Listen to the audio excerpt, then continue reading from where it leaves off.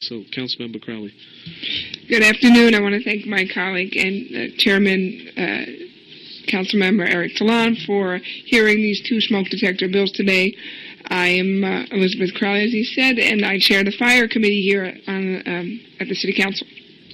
I introduced the photoelectric smoke detector bill, which would require the use of photoelectric smoke detectors in residential and institutional buildings throughout New York City because I believe the evidence shows that the chances of surviving a fire condition are infinitely better if you have a photoelectric smoke detector in your home as opposed to more commonly used ionization detector.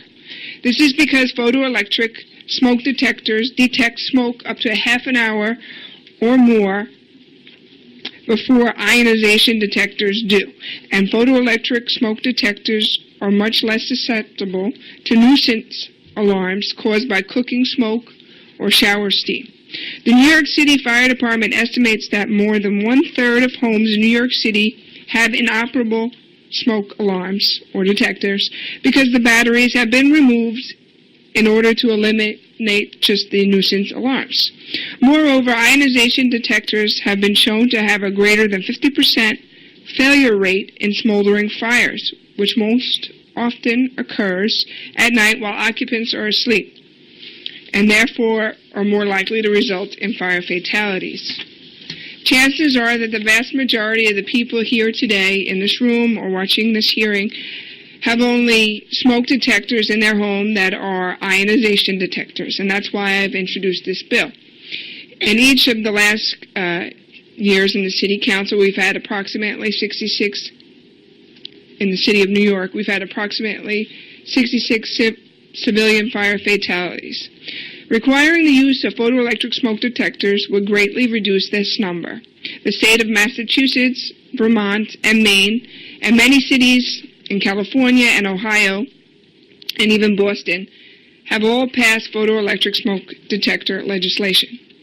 In the years since Boston's photoelectric smoke detector law went into effect, the number of fire fatalities decreased in dramatic rates. I have discussed this legislation with the FDNY Chief of Fire Protection, Chief Thomas Jensen, who is here today to testify. I thank him for his attention to the issue. I'd also like to let the experts know that there are people from all around the country who are here to testify, from California, Ohio, Vermont, and others from as far away as Australia have submitted testimony. All the testimonies, whether given in person or submitted electronically, will be included in the record and made available on the Council's website. I thank all the people who are here today who are advocating on the subject, and I look forward to hearing and reviewing the testimony today to further evaluate this information. Thank you. Thank you, Councilmember Crowley. Chief Jensen, welcome. I guess you can begin your testimony on both legislative items, both 111 and 865, and you can introduce the other members of the panel who have joined you. Okay, thank you. With me is John Caulfield from the NFPA and Representative Donald Gottfried from the Building Department. And Sir. Donald Ranstein. Okay. Good afternoon, Chairman DeLon and members of the Council. I'm Tom Jensen, and I am the Chief in Charge of the Bureau of Fire Prevention for the New York City Fire Department. Thank you for the opportunity to speak with you today about two bills that amend the New York City Building Code relating to smoke detectors. We support Intro 1111, which would require owners to replace smoke detectors when they exceed the manufacturer's suggested useful life, and also require newly installed alarms be equipped with an audible end-of-life warning device. We oppose Intro 865, which would require photoelectric smoke detectors in residential buildings and occupancies such as nursing homes, hospitals, and hotels. The FDNY appreciates the Council's concerns regarding fire safety and your efforts to increase awareness about the fire detection technologies available on the market. As you may be aware, Local Law 75 of 2011 required periodic replacement of carbon monoxide detectors in dwellings upon the expiration of the manufacturer's suggested useful life. That local law did not include smoke detectors, so Intro 1111 closes the loop regarding replacing out-of-date devices. With this bill, non-working smoke alarms, as with CO detectors, will have to be replaced, and newly installed alarms will have to be equipped with audible end-of-life warning signals. The Fire Department strongly supports this bill. It carries out the intent of NFPA 72, which provides that smoke alarms be replaced after 10 years and will help to save lives. In accordance with Local Law 26 of 2008, the Fire Department is in the process of drafting legislation to update the city's fire code to reflect current fire safety standards and technologies. As with the 2008 Fire Code revision, the FDNY has proposed amendments to the latest edition of the International Fire Code and will submit those proposed amendments in the form of a council bill to the City Council for its consideration very soon. The reason I mention this with respect to Intros 865 is that we would prefer that any dictate, legislative or otherwise, regarding the use of smoke detector technology be promulgated by the experts, the National Fire Protection Association and/or the International Code Council. We believe that introducing a bill to require a single technology, photoelectric as opposed to ionization, at this time is premature.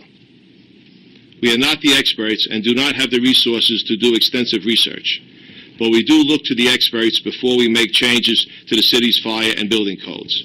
We have reviewed the research on smoke detector technologies and do not believe there is a universal consensus about the superiority of photoelectric in the circumstances called for in this bill to justify our support.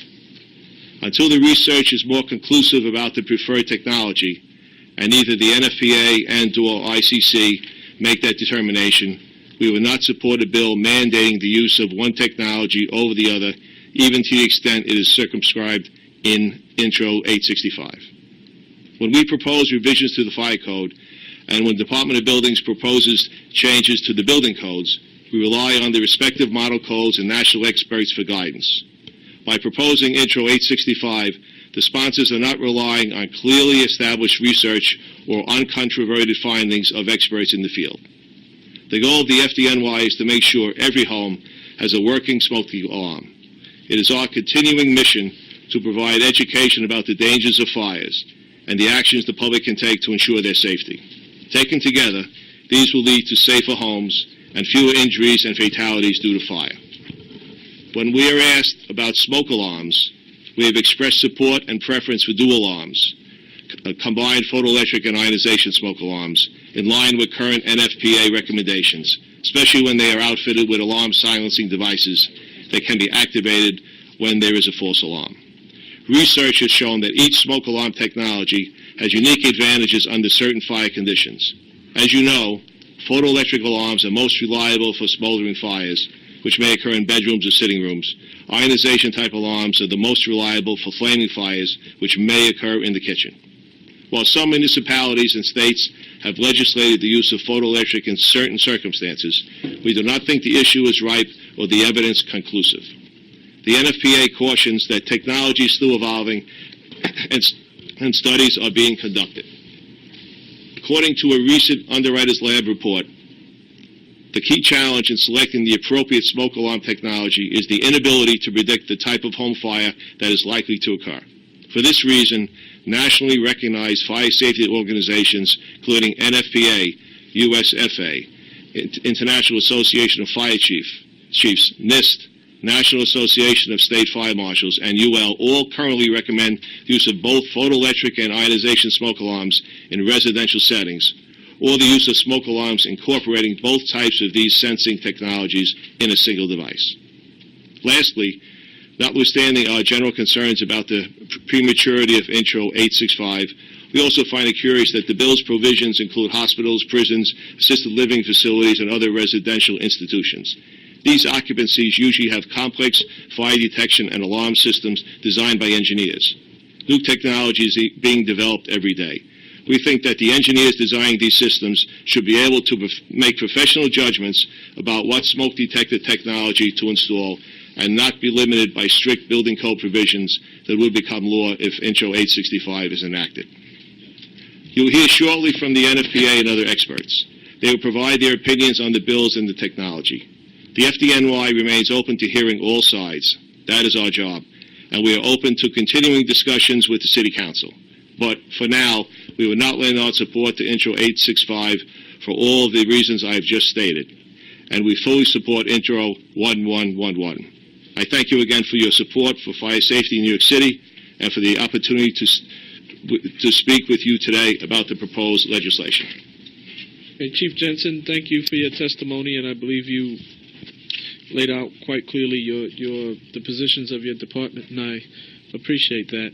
I'm going to have a few questions on both items, and I'll start with 111 first. And before I do that, I do want to acknowledge that we were joined by Councilmember Brad Lander of Brooklyn, who was here very briefly, and we are being joined now by Councilmember Jamani Williams of Brooklyn, who just walked in. So we'll start with 111, and as I understand, if it's 1111, not 111, it's similar to legislation that this committee passed in and around the carbon monoxide detectors, where the device will be required to be hardwired.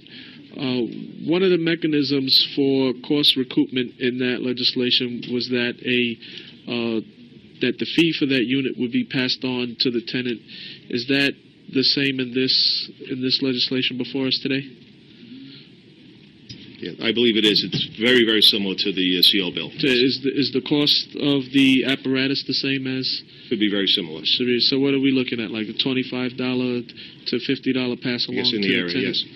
All right, so what was the objective of this in your department? The objective is to get it hardwired for what purpose or benefit? Well, actually, 1111 is the end of life, the 10-year with the batteries. Yeah, that's what I'm speaking only on that one right now, yeah. Right. So to make sure we follow NFPA guidelines to make sure that the smoke detectors are operable.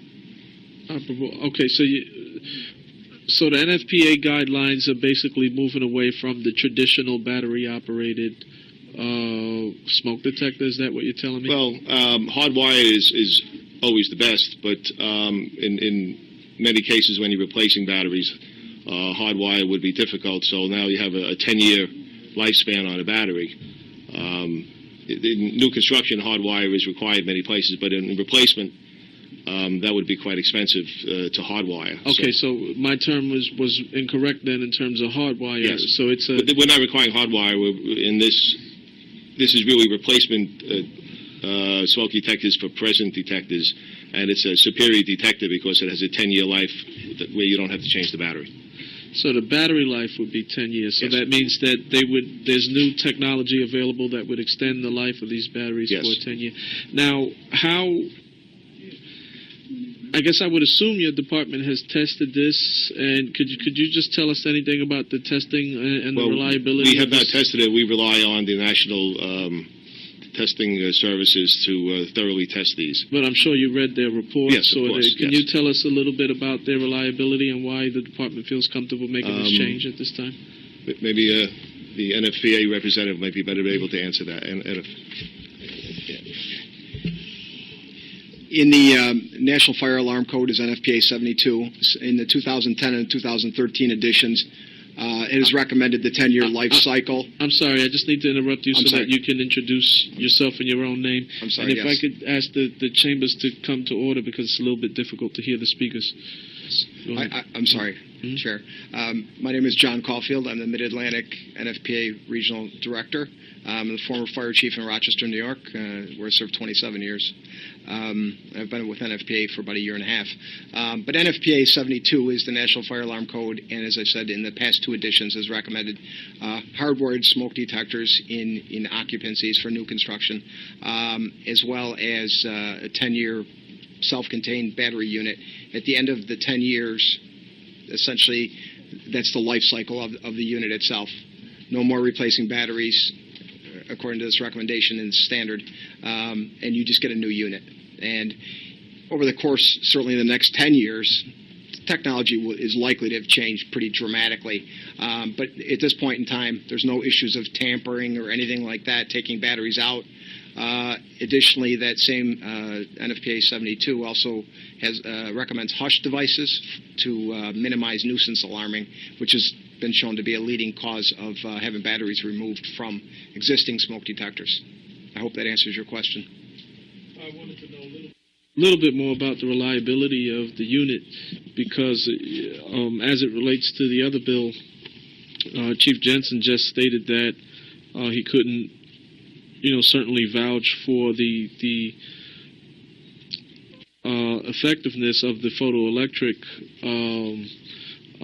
smoke detector. So I was under the assumption that they would have done the same type of testing for this new unit that they're asking us to bring into the New York City market. I would expect that some due diligence was done, but I just want the committee to be enlightened on why they feel the 10-year lifespan of the unit is actually going to last 10 years and serve as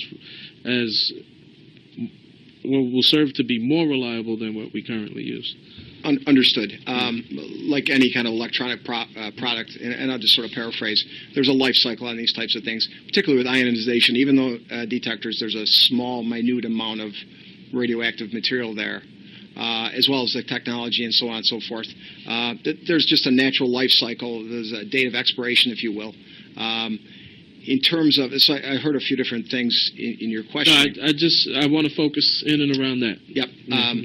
Underwriters Laboratories typically does the testing on the individual units. NFPA's role is to write codes and standards through a consensus process of experts in the field.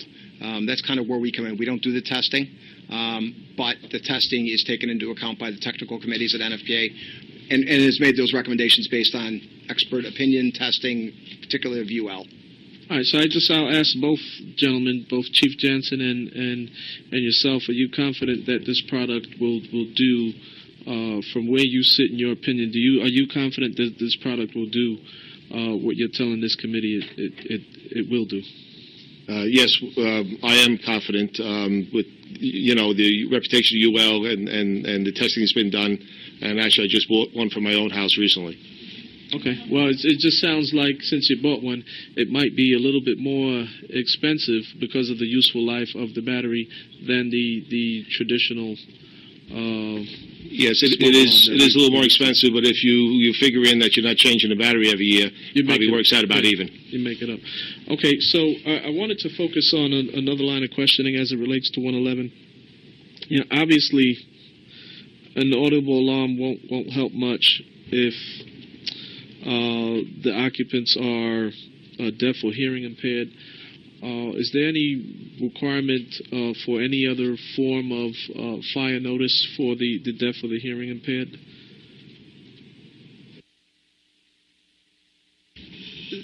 There are a number of different evolving technologies, but there's been things such as strobe lights and units that can kind of attach to your bed and jar you awake if you're hearing impaired. That research is really far behind sort of the traditional public consumption smoke detectors, but it is ongoing. In Rochester, we have a very significant hearing impaired population, and I have some personal experience with testing those units. The strobe lights have worked reasonably well, but that's just anecdotal based on my own experience. I don't have in front of me any kind of studies or anything from UL. Right, but what I'm asking is 111 will I guess make permanent law the audibility of the fire alarm with a 10-year life. Anything above and beyond that, like the strobe light, for instance, would be an optional device that the homeowner could install. Is that pretty much the gist of how this law is written? If there's certain conditions of the occupants of the home, there are technology that they can look into. This is generally to make the use of smoke detectors more prevalent, because they wouldn't be taking the batteries out, and safer for the general population. But there are different technologies for the special cases. All right. I think I got it. Basically, what you're saying in a nutshell, and if I understand, because I think I know your answer, I just want to make sure I understand what I'm reading. The audibleness of the smoke alarm will remain. Homeowner will have an option to go above and beyond that if there's someone hearing impaired. Is that the general sense of what's happening here? That's correct. Okay, thanks. So moving on to 865, and I'll be brief. I'll turn it over to my colleague, Elizabeth Crowley.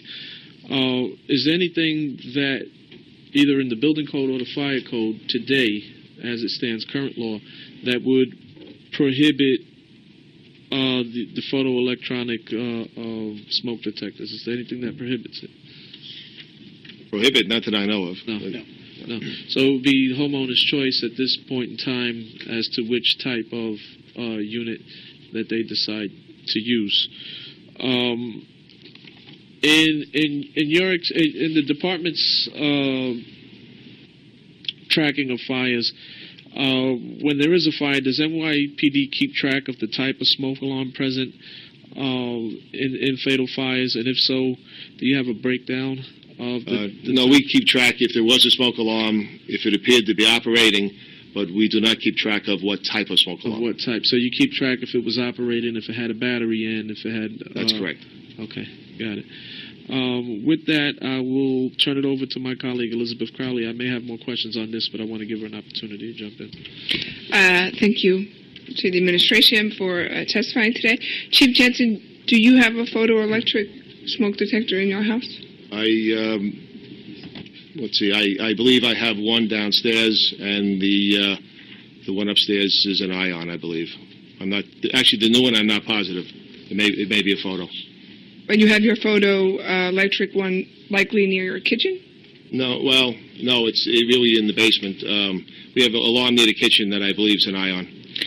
I ask because within the education material that the fire department puts out, it says if you are shopping for a new alarm, the FDNY Fire Safety Education Unit recommends photoelectric or photoelectric ionization smoke alarms because they're less sensitive to nuisance alarm. They also will alert occupants to smoldering fires more quickly than the common ionization alarms.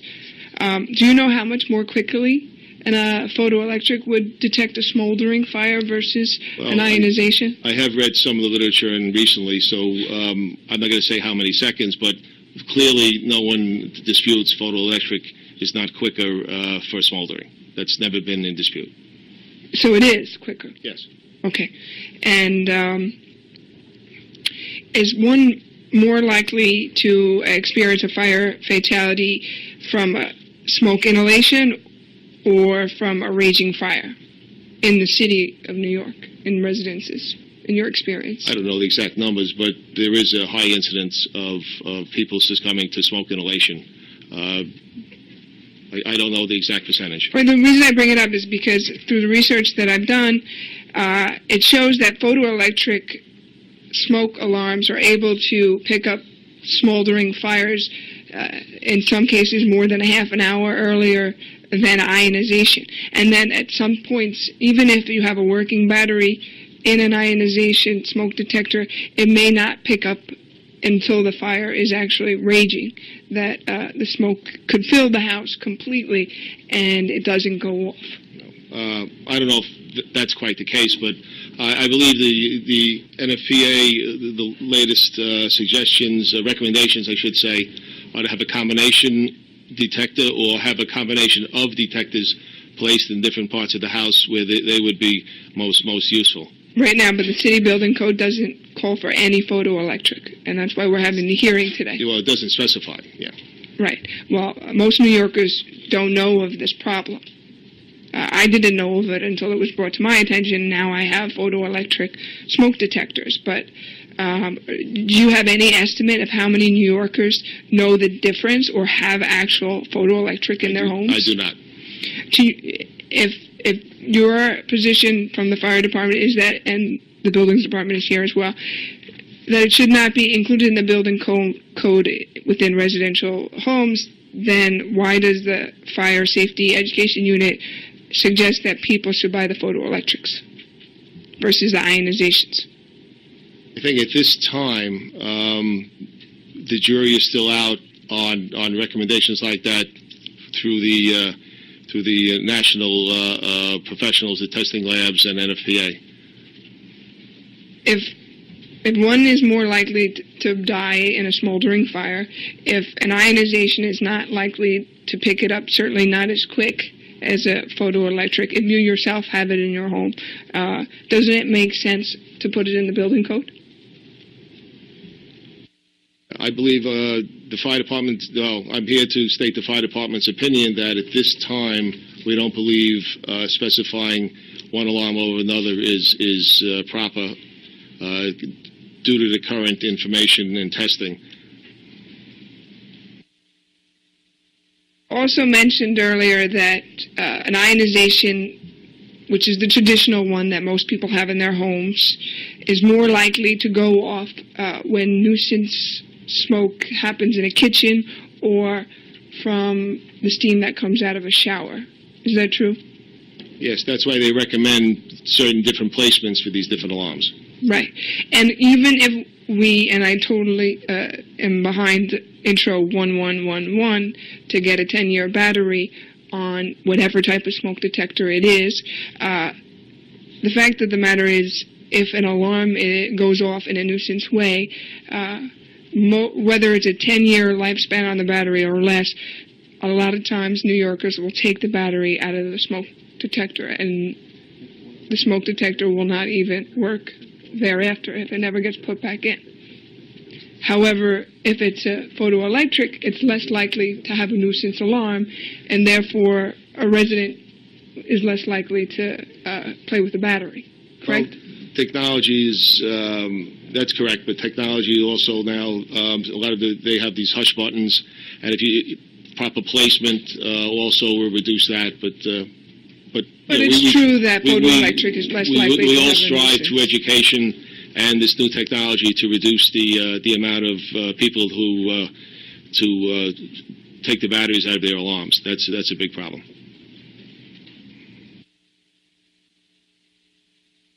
I have no further questions. Yeah, but she gave me one on 111 or 1100. Gail, I can wait if you want to go now. I don't know one fire alarm from another. Well, I guess.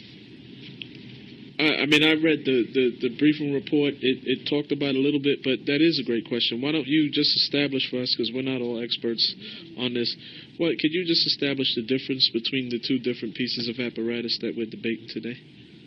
On 865. On 865. And then I got a question on 111. This is mostly what I came here to speak about is H65 in particular. I'll kind of work off script, if you will. There's two different primary types of smoke detectors. There's ionization, and then there's photoelectric. Typically, 30 years plus of testing, study, task groups, you name it, have all kind of come to the same general conclusions. One, that ionization detectors tend to activate more quickly in fast-moving or flaming fires. And two, that photoelectric detectors tend to work and activate more quickly in smoldering fires. The issue is really, how do you know what kind of fire you're going to have? The incidence of, and I say this sort of anecdotal, I don't have evidence to back it up in front of me, but as you know, years ago, New York State passed a fire-safe cigarette bill. So cigarettes, for instance, self-extinguish. It has not been in place long enough to have good measurable data to sort of say what the effect of that is, but suffice to say that there's a lower incidence of potential for smoldering fire. What my position is, and NFPA's position is, one detector works best at one type of fire, another one works best at another type of fire. Go with the dual sensor. I did that in my previous professional career in Rochester. We installed dual action detectors for years, and we did see, probably again anecdotally, but we had 0 fire deaths in Rochester for 3 consecutive years for the first time in our recorded history. It's anecdotal, but it's a cause and effect issue. I'm sorry, you have... No, just thinking on the side, I visited Rochester this summer. They had beautiful housing in Rochester. Wow. Some of the best housing per dollar, I think, in the state. It's beautiful housing. Well, thank you. Yes, it's home to me, and I appreciate that. It is cold in the winter. That's cold, yeah. Yes. That's why it's so cheap. Good point. If I can kind of conclude or work through my testimony here kind of quickly. Again, I'll work off script. But essentially, a smoke detector... You know what? We were confused because the fire chief brought you up together, but you came to testify in your own right. So you do have... I know this is kind of backwards because we normally don't do it this way, but you do have the right to read your testimony in full if you so choose to. I tend to submit my testimony. Okay, You can read that's that in fine. message, It's your- and then I have notes, so I work off script. I just do better that It's way. your prerogative. It helps me Well, get out of here faster. I appreciate that. I will Yeah. try to be as concise as Yeah. possible. I tried to do that with my written testimony. Okay. Real quickly, smoke detectors, basically their main job for a lay understanding is to sense a fire or the products of fire, which is typically smoke or ions or whatever the case might be, but sense the presence of the fire and to activate, with the result to give the occupant as much time to safely evacuate the building as possible. Now, there is all kinds of, again, anecdotal, but probably more than anecdotal. I don't have the information in front of me. The nature of a fire in any structure is dramatically different now than it was when I started my career. Chief Jensen started his career. There's more and more synthetics in all kinds of building materials, all kinds of tables, chairs, toys, fabrics. It's synthetic. It burns hotter. It's petroleum based. So what evidence is showing through UL testing, evidence is showing that there is a decrease in the amount of time from notification where the alarm goes off to the person safely evacuating the building. In smoldering fires, there has been, and it depends on the magnitude of the fire and a whole lot of other factors, including smoke travel and windows open, all kinds of things. A smoldering fire can go anywhere from 30 minutes to over 2 hours before it could reach the threshold to activate a smoke detector. It depends on a myriad of factors. The flaming fires, obviously, a cooking fire or something else, but a flaming fire, obviously is present quite quickly. You can see it.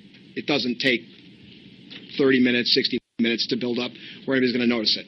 That's kind of the key component, and that's really what those two technologies focus on. Again, you don't know what kind of fire you're going to have in your house, apartment, building. So NFPA's position and others, International Fire Chiefs, Underwriter Laboratory has done extensive studies on smoke detectors. Really recommends dual action smoke detectors. Taking advantage of logically, you take advantage of the strengths of both. You're not minimizing one. You're not choosing one over the other. So that seems to me to be a logical conclusion. So, I'm sorry. Go ahead. I'm sorry. You go ahead. A couple quick things. Smoke detectors are very effective. In 2001, data from NFPA and the U.S. Fire Administration, there was about 4,000 fire deaths in the United States in 2001. 2011, that number was about 2,600. So we're going in the right direction. Something's working well. There's certainly room for improvement, and new technology hopefully will do that. 2/3 of all the U.S. fire deaths, home fire deaths, occur in residences without working smoke detectors or no detectors at all. 2/3 of those. There's nothing present, or it's certainly not working. Chief Jensen mentioned hardwired smoke detectors. 92% activation in a fire large enough to activate the smoke detector. 92%, I'll say, success rate. That's sort of a. I guess they would be susceptible to electrical fire. Well, there's a lot of issues. So I say success. By success, I mean that the detector properly sensed a fire and warned occupants. That's not quite the same as occupants safely getting out of the house. They're related, but they're not direct correlation. However, with solely battery-operated smoke detectors, that success rate drops to 77%. Now, again, these are statistics, and there's a lot of factors going behind that. But clearly, that's driven the standards that require for new construction hardwired smoke detectors. As I said, it all really, in my opinion, boils down to what kind of fire you're going to have, and there's no logic, in my opinion, to choose one technology over the other. As I said, the evidence doesn't really do anything. It doesn't have an opinion, but it is what it is. It's evidence. It's research-based. There's more than 30 years of analysis, including research, hard scientific research. There's studies. There's work groups. I reviewed reports from California fire marshals, the Maryland fire marshal, the Ohio fire marshals. They all put together task groups. Again, all these groups, scientific groups, work groups, professionals in the fire service, have all essentially and independently come to the same conclusion. Okay? They come to the same conclusion. They cannot, and specific to 865, they do not specifically say that photoelectric or ionization are a better choice. They said take advantage of both technologies, have a smoke detector in every sleeping area, on every floor, and so on and so forth. A lot of these things are also incorporated in the National Alarm Code, Fire Alarm Code. But the key is they've all reached the same independent conclusion. They're reviewing each other's work, but UL has done extensive testing on evacuation times and smoke travel and so on and so forth. No, there's nothing scientific or evidence-based that says a photoelectric detector is superior to an ionization detector. I'm not here to badmouth photoelectric detectors. In fact, my detectors in my own home, and I just had a new alarm system put in, are dual action throughout my whole house. It protects me and my family. We're taking advantage of both technologies. I'll kind of conclude my testimony. NFPA 72 is a national fire alarm code. As I said, it doesn't support one technology over the other. It does support dual action detectors to leverage the strength of both types. The key is escape time. The alarm needs to go off. The occupant needs enough time to safely evacuate the house. There's a lot of reasons why people can't necessarily get out. It's not because there's a fire death doesn't mean that there is necessarily a problem with the smoke detector. There's human involvement in every fire, or almost every fire, at some level. People need to know what to do to get out of a building. People need to have an escape plan. Kids need to go out and know how to do this without their parents. There's been instances throughout the country where people discover a small fire and try to fight it and get overwhelmed, either by the fire or the smoke. There's a lot of factors that lead to fire deaths in a home. Certainly, we all look forward to better technology, and I think 865 limits the city of New York to one type of smoke detector that it hasn't proven its value as the only solution to this problem. I think I'll conclude at that. I don't support it because the evidence doesn't speak to it. NFPA 72, the fire alarm code, does not support one over the other, nor does any of the other studies and research that's been done in my experience. Okay, so Chief Jansen, just explain to me, because maybe I don't pay as much attention to this as I should, what type of product is available to New Yorkers? What's available in New York? How prevalent is the combination product to New Yorkers? And it seems to be, by your testimony and by the NFPA, is it Caulfield? Is that how you say it? Yes, Mr. Caulfield's testimony that the dual product is the superior product. So why are we not looking to do more in and around the dual product? Well, the dual product is fairly new. It is superior. You can get maybe not exactly the same efficiency, similar if you place the right detectors and ionization in a certain area, photoelectric in a certain area. Not quite as good as a dual, but it brings up the level of protection. Duals are available. They, of course, are a little more expensive than the single Yeah, well, I would imagine, and thankfully I've never been in a fire, but I would imagine that for a raging flaming fire that people would know that there's a raging flaming fire in their unit. Maybe not in the rest of the building, but at least in their unit. With a smoldering fire, I would think you can get caught off guard more, and you could be sleeping and just not know and not hear an alarm. Oh, it depends. A flaming fire moves very fast. So there's differences. There's differences. It's a give and take, exactly. Hopefully I'm never in that situation or anyone else. Just wanted another question, and I see Gail getting my attention. A question on the nuisance testing on the new 10-year lifespan batteries that you're asking us to approve. Now, if this thing goes off like a nuisance, I'd be doing everybody a big disservice to give them a battery that can't go off. Then they end up taking the unit and throwing it away. That wouldn't help anybody either. So if you never should take the battery out. Now they won't be able. They to won't take be able the to. battery. They take it out, it's dead. All right, but now I want to know about nuisance testing, because there's going to be a lot of frustrated people if this thing goes off. A lot of it's placement. They do have the hush buttons on some of them that will quiet it for a few minutes and then it resets. But a lot of it is placement. All right, so you placement, and that would be across the board for any type of smoke detector. Right. If you have a detector near your bathroom and you open it up and steam comes out from a shower, you have to move it. If you have it too close in the kitchen, you have to move it. I mean, there are guidelines, exact guidelines that are put out, but it's also common sense. So, are you aware of any nuisance testing on 111 with properly 1100 with Nuisance testing? with proper placement? I'm sorry, I don't understand the Well, question. under the current fire detectors that we use now, they have a battery. Batteries are often pulled out because of a nuisance that goes off in the apartment that makes the alarm sound.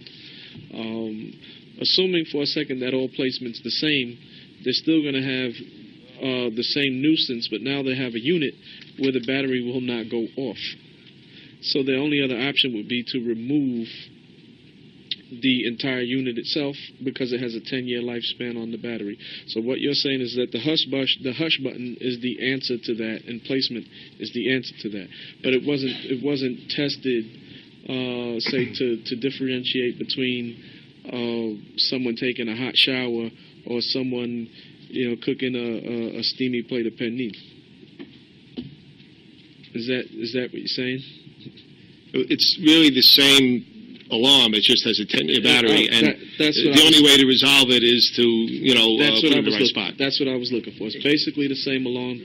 Only thing that's different is the battery. So the testing on how prevalent it goes off in case of a nuisance would be exactly the same. But it would be exactly the same as the current unit that we commonly use. I mean, if once a week your wife burns the food, it's going to go off no matter what. She doesn't burn the food, thankfully. But, Good for you. I don't have any further questions. Councilmember Crowley, do you have any follow-ups? I do. I know that Gail was... Oh, you don't? Okay, good. So, the 10-year battery, is it available for dual smoke detectors? Yes, absolutely. They're widely available. Home stores, Home Depot, those kinds of places. Maybe even drugstores. But yes, widely available. I haven't been able to find the one with the 10-year battery. And I think what's also important is a lot of times you see dual, but it's dual with carbon monoxide detector and a smoke detector, not dual 10-year battery with both smoke detectors. And the reason I think it's so important to have the photoelectric as part of the law in the city and the building code is because New Yorkers think, when they think dual, they think, oh, I need smoke detector and carbon monoxide, not I need two different types of smoke detectors. But Mr. Caulfield, earlier you said what the National Fire Protection Association guidelines are. I have paperwork here that shows me that your Rule 72 recommends a photoelectric near kitchens. And so you're recommending that particular smoke detector be in the household near kitchens. It's part of one of your rules. Yes. Okay. And then furthermore, you said that things are changing today with synthetics. And people may or may not realize it, but polyesters are synthetics, and that's what affordable couches are made of today. And years ago, you might have wool or more wooden or leather, but today, and it extends into the kitchen and throughout the house. Absolutely. Comforters, curtains, and it's just more affordable and much more likely to smolder than other materials. It's just, earlier, the chief mentioned that more people are dying from smoke inhalation than a raging fire. That's where people die in fires in New York City. They're more likely to. I mean, whether you have 10 fires or 100, you're going to have more people of those fatalities that happen die because of smoke inhalation than the damage caused by a raging, burning fire with flames. Is it or not? Is that not true? I would speak to that. That's kind of a nuanced argument. I can't speak to specifically to New York City or even my own city where I live, but it's kind of a nuanced But in your thing. Years of being a fire chief.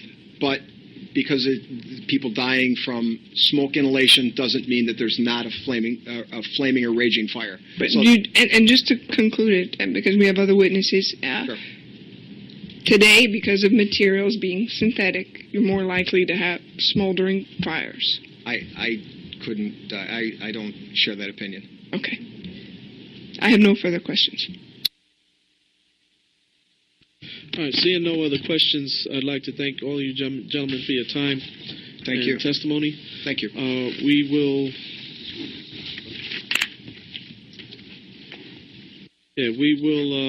now hear testimony from the public on these two items. I saw no testimony earlier on the plumbing bill, aside from the one we received for the record. All right, we'll do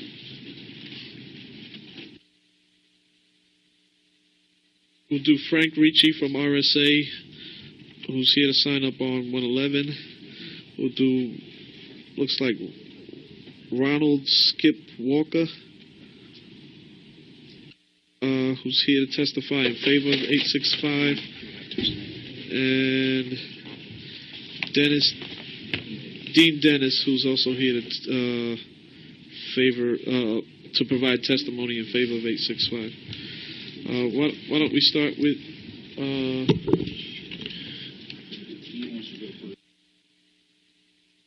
well, you can go together. So you can come up.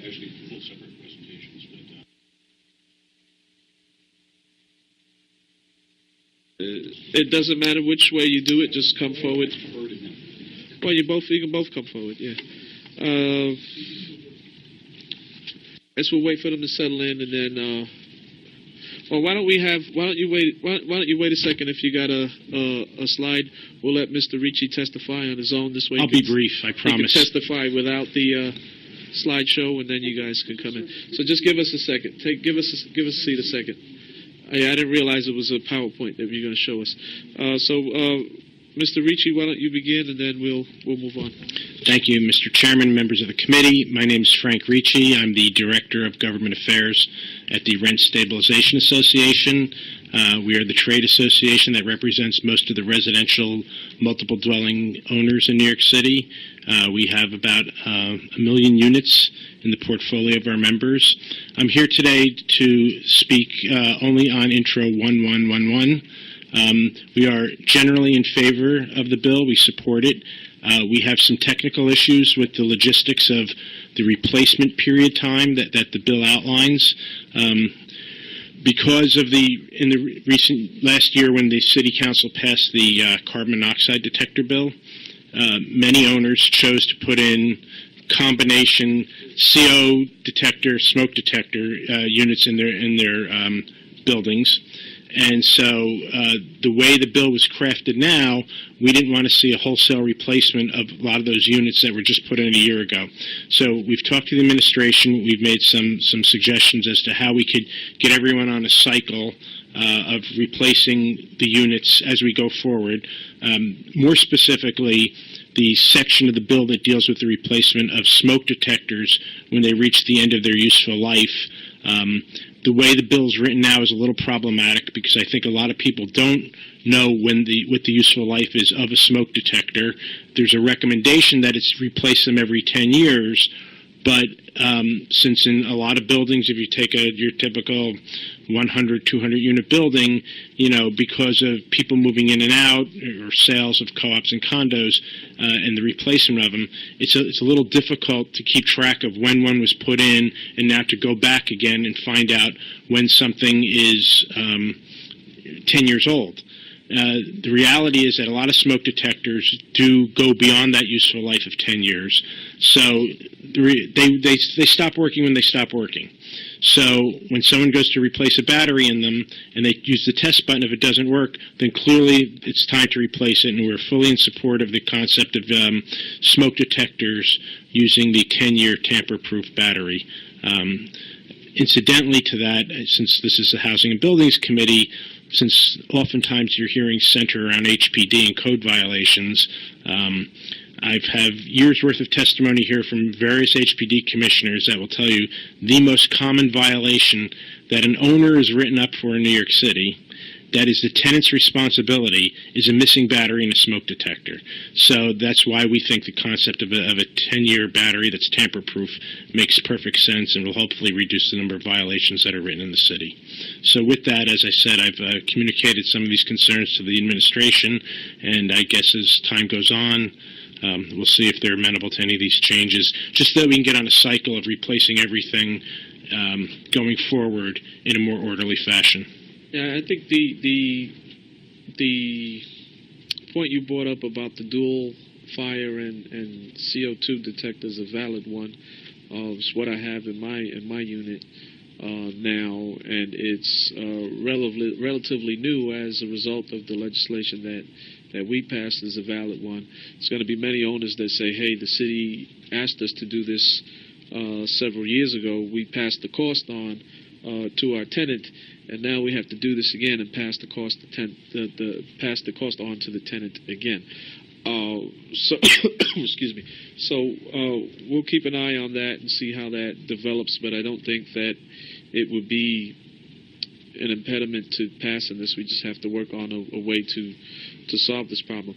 And maybe with the previous panel, I confused this point, but I was just very concerned that if the nuisance standards of these smoke detectors are going to be the same from one product to another, absent a requirement on a hush button, what you're going to get is tenants that take the whole smoke detector and throw it away, and then owners are going to be getting the violation for no smoke detector.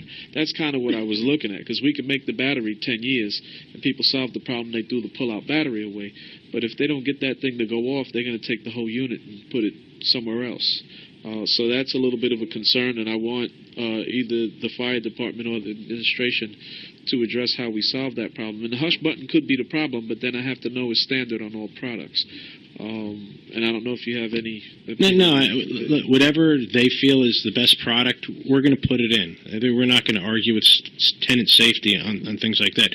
We just wanted to make sure it's done in an orderly fashion so that, people aren't replacing them every 2 years or every 3 years, just because they put in new ones 2 or 3 years ago. And certainly going forward, every new one should be of whatever they specify. This issue has come up in Albany, too, which I also cover, and I've said that, maybe the best thing is to pass a state law that prohibits the sale or specifies that only one type is sold in the entire state. This way no one has to worry about what they're buying, because I think I heard Councilwoman Crowley mention a few minutes ago that you go into a home center store, whatever one, it's very confusing. For me, it's very confusing. You should have seen our first conversation about this bill. You want to do what? Yeah. I had no idea what she was talking about. Yeah. So there's a wide variety out there, and, if the fire department and the experts they rely on specify one type and one type only, we're going to do that. But, we just need to do it in an orderly fashion. Okay. Any other questions? Councilmember Brewer. Just how would it work? I know nothing about this. I mean, I don't even know what we have. I have no idea. But my question is, if you're an owner and you have a certain kind of fire alarm now, so you're saying that how would it switch to something that has a 10-year battery? You're trying to figure out what that process would be. But the requirement is now that if a tenant vacates, generally when there's a vacancy in an apartment, the owner will put in a new one. Put a new one. I see. Okay. So going forward, I think on a vacant, and I think the Intro 111 requires that on all vacant units, the owner do that. That's not an issue. Okay, so that's how it's done now. Yeah. Okay. But then if a tenant who's responsible for replacing the battery in the current one says, hey, I keep putting the battery in and I push the button to test it and it doesn't work, then the owner's got a responsibility to get them a new one. So that's not an issue either. But the way this bill is written, it says also at the end of the useful life of the smoke detector, which no one is going to really be sure of given the fact that we have 2 million apartments in the city, how you go about that in an orderly fashion is a problem. So we're saying, by a date certain in the future, everyone should replace every one of the smoke detectors if they haven't done so by today already. Okay, so that would make it more orderly. Yeah. Okay. Yeah, and maybe it's an opportunity that I missed, but it would be helpful if the device had an expiration date on the device, so that there'd be a little bit more I'm clarity. told they do have an expiration date on them, but So the fact that they're up there now, can you imagine how labor intensive it would be to go into every apartment where you also access is an issue and try and look at every one of them and figure it out. You can't get into my apartments. You Thank you. I was going to say I've been in your house, but You can't get into my constituents' apartments. They don't let you in. right. Well, that's it. Yeah, well, as long as the in my mind, I'm thinking theoretically here because I'm certainly not an expert. If there's a clear, visible date as to when the unit expires, at least the tenant knows that their family's not protected and may want to do the right thing by their own family and let the owner know that the device is expired, which may solve the problem. But we'll discuss that with. But when you have the 10-year battery in there, it's going to solve, because at that point it's going to beep and you can't replace the battery, so you have to replace it. Yeah, that's exactly what I'm talking about. Yeah. The expiration is on the battery, not the unit itself, or however they. I'm not even familiar with the product, so I have to get familiar with it. Any other questions? If not, thank you. Thank you for your time and testimony. So it looks like there's no other testimony on Intro 1111. All of the testimony is on 865. So why don't we call up the gentleman? How did you prefer to do it? So Dennis, followed by Mr. Walker. Then we have, next we'll call up, John Caulfield already testified, so we don't need to call him up. And then the last would be Russell Ash.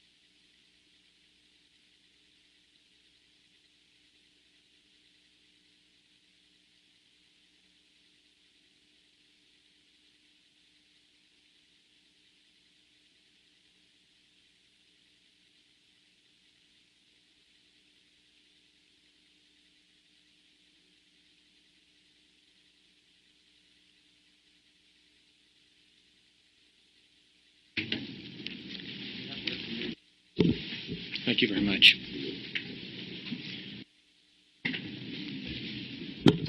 You can begin. Hi, Mr. my name is Dennis. Dean Dennis, and I came from Cincinnati, Ohio to testify. I think this issue 865 before you is exceptionally important. I heard a lot of information, and some of it was very accurate, some of it was not accurate. I'm here to show you why this is an excellent idea, and that this 865 should be passed. First, I want you to meet my family. I have two daughters, two lovely daughters, and a lovely wife. This is Andrea. She was my firstborn. I was adopted, so she actually was my first blood relative. She was born in 1982. 2.5 years later, I was blessed with another daughter, Allie. The kids grew up not only as sisters, but as very best friends. Where one went, the other one went. You can see from the pictures how close they are. The older one's always taking care of the younger one. Our girls grew up to be lovely women. Then one day a fire happened at Ohio State University. We lost Andrea. Fires are pretty common, more so than you think. We never thought we would have the short end of a lottery of losing our daughter. Andrea died with 4 other students. In the housing, there were 6 ionization smoke alarms. Half of them were disabled because they were nuisance alarms, and the police and fire department had constantly had trouble in that building. 2 years later, there was another fire. My daughter died at Palm Sunday, 4 in the morning. 2 years later, Palm Sunday, 4 in the morning, my one daughter, Allie, called crying, very upset. Her best friend, Marion, almost went to a party, decided to go home at the last minute. Happened to be another fire. Palm Sunday, 4 in the morning, Miami University, Ohio. 3 students died. That house had more than a dozen ionization smoke alarms, and by the time the first one sounded, they believed 2 or 3 of the kids were already dead, and one kid was found 10 feet from the door. Other kids had to jump out through the window. Fire was believed to be smoldering for more than a couple hours in a couch downstairs. Ionization alarms did not alert in time. As a result, lives were lost. Now, I became an expert about 2 years later when a Boston fire chief named Jay Fleming, who I think will be submitting his testimony, who's been studying fires forever, called Doug Turnbull, whose daughter Julie died 2 years after Andrea, and said, you know, your daughter would have been alive if that house had been equipped with photoelectric alarms. Ionization alarms are a big problem. Doug and I had become friends because I went to Julie's funeral because I knew how hard it was after losing a daughter. I knew the journey they were going to go on, and it had been 2 years since I had lost my daughter. I showed up at the funeral and just stood outside. I waited for the Turnbulls to leave, and I asked the pastor, I said, could you introduce me? I want to let them know that I lost my daughter at the Ohio State fire, and I want to be there for them. We became friends, and that's why Doug and I, we travel all over trying to spread our story. We feel very passionate about this because we know the misinformation about ionization alarms and the foot dragging that's been going on for 30 years in the fire industry. Now, this is what you already heard today, and this is very, very typical. Everybody needs a smoke alarm. Everybody needs to maintain it. Make sure you have a battery in it. And then sometimes you'll hear ionization alarms are faster detecting flaming fires, and photoelectric alarms are faster detecting smoldering fires. They never tell you how much. It's what they don't tell you that's the devil in the detail. Ionization alarms are faster in a flaming fire. How much faster? On the average, through all testing, about 30 seconds. However, most people don't die from flaming fires in houses. Think about it. Do you go to bed at night with a flaming fire in your house? Flaming fires are usually caused when people are up and around and activities are occurring. You seldom need a smoke detector to let you know you have a flaming fire in your house. Most people die at night. We read about it in the paper all the time, and they die from smoldering fires. Now, this whole thing about flaming fires and smoldering fires is a little, I don't like it because there's stages of fires. They all go through stages. You always have some smoke at any point in a fire. An ionization detector has trouble detecting smoke, pure and simple. Now, this looks like a very busy slide. I'm going to try to go over it quickly to make some sense for it, because I heard a lot of information here earlier. At the very bottom, I don't know if you can see the dot, there's an ionization flaming stage, photoelectric flaming stage. Both technologies will detect the flaming stage of a fire more than adequately. The problem is, as smoke leaves its source, it cools, the particles become larger, and when the particles become larger, the ionization, due to the technology, has trouble detecting it. Ionization alarms are very good at submicron particles, 1/3 of a micron. Now, the point was brought up about our furniture today. Polyurethanes, when they smolder and they burn, guess what size they throw off particles? Greater than a full micron. Too large for the ionization to detect. That's why, and you can check this out, and I say this everywhere I present, I will give anybody in this room $50 if you can find anybody that's ever died in a fire with a photoelectric smoke alarm where they blame that alarm for not sounding.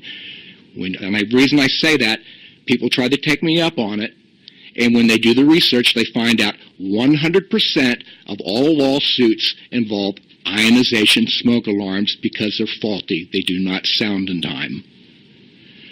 Ionization alarms, they get not only do they not detect flaming visible fire or smoke particles as they cool, they also get disabled 5 to 8 times by every research study.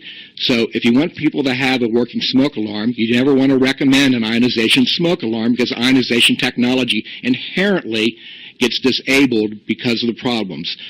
Now, the fire that Julie Turnbull died in at the Miami University, 2.5 years later, after that fire, a story was being done. They wanted to go through the new house that was rebuilt. They had put hardwired ionization detectors in there. When the press went in there, guess what they found? The smoke detectors had been ripped out of the ceiling by the college students because of the nuisance alarm problems. Now, we were talking about evidence. Well, here's some evidence that's pretty important evidence. This is Consumer Product Safety Commission. Here's over 30 days. They studied 8 houses with 234 cooking events. To your left are percentages. Ionizations had 6.25, over 6% unwanted activations. The dual sensors, which we heard people advocate for, because they have ionization technology in them, and the manufacturers are free to set those sensors whatever levels they want, they have the highest rate of nuisance alarm problems. They will get disabled the most. They're almost 8%. And here's your photoelectric, 1.6%. And I was glad the question was asked by the councilwoman to the NFPA gentleman about, don't your own codes suggest around kitchens, photoelectrics? They do. Within 10 feet, they say photoelectrics. From 10 to 20 feet, they want a hush button on an ionization or a photoelectric. The preferred technology is photoelectric. And let me tell you something else. Outside of those areas, when you have a fire, smoke travels and rises, ionization's not going to detect it. Photoelectric will. Here is the NFPA testifying that 97% of all unwanted activations around kitchens are ionization type detectors. So when you're looking at your housing in New York City, if you have a small area, you do not want ionization technology to be people thinking that that type of technology is going to save them. That one, they'll get disabled, and two, if they actually have a fire, they're liable to die. Matter of fact, they're likely to die. Now let's look at some more testing. NIST stands for National Institute of Standards and Technology.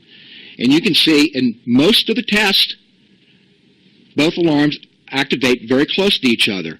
However, in some of the tests, with some of your fires that really have the smoldering stage, look at test 3 and 4, 22 minutes, 39 minutes. The 39-minute was actually a house on the first floor in the living room. There was a smoldering fire in the living room, about 40 feet away down the hall, and off the bedroom was alarms being protected. The photoelectric sounded 40 minutes before the ionization alarm. This is government testing. More government testing. ASET, fancy way for saying how fast can you get out of a house before the fire kills you. It's available safe egress time. Now, here's your flaming test in 2008. You can see the higher number is better. So, yes, the ionization gives you more time, 152 seconds to 108 seconds. But if you go down and add those seconds up, it's an average of 30 seconds. The problem is you get in your smoldering fires. Now, you have a fire downstairs in your smoldering in your living room.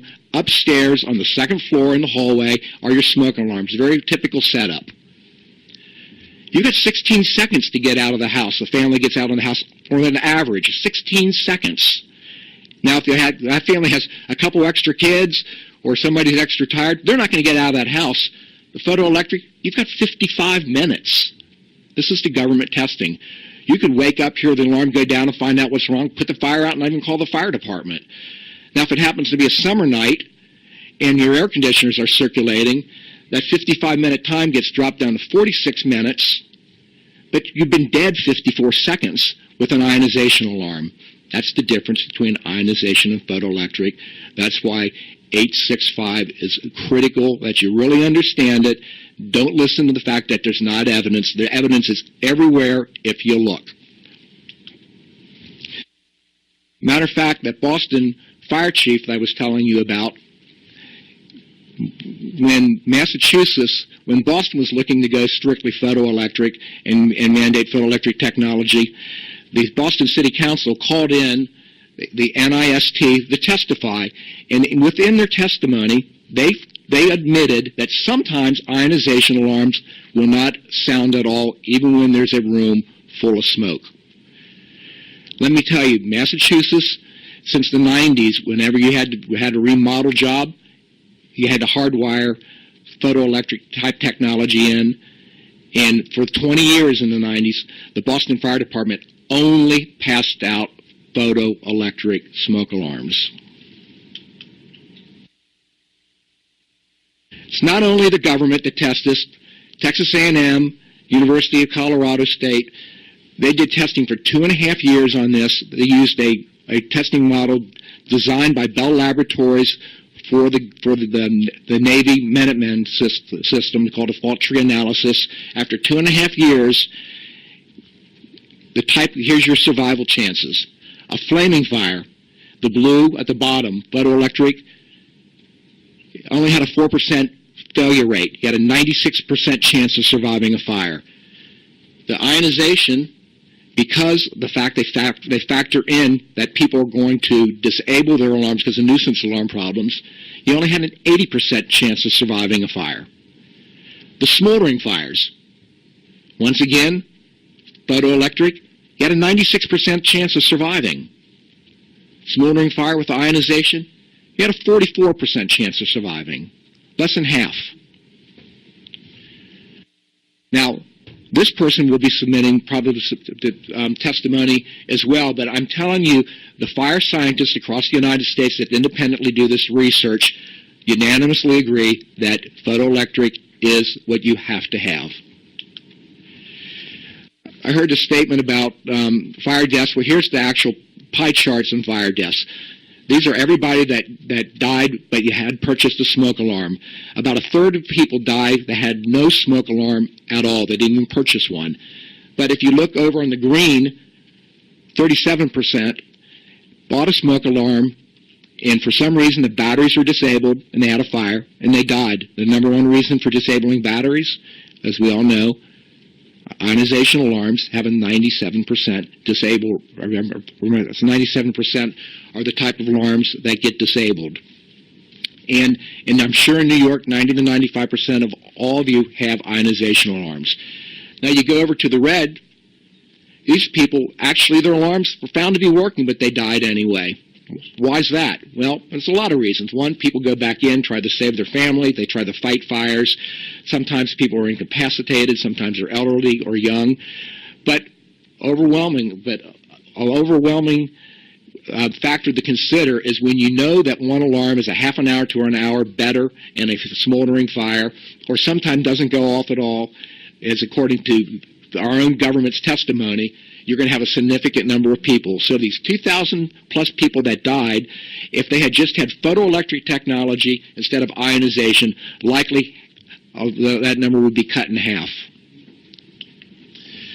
I want to conclude by talking about Baltimore and Boston. I heard a statement made that they studied this in California, they studied this in Ohio, they studied this in Maryland.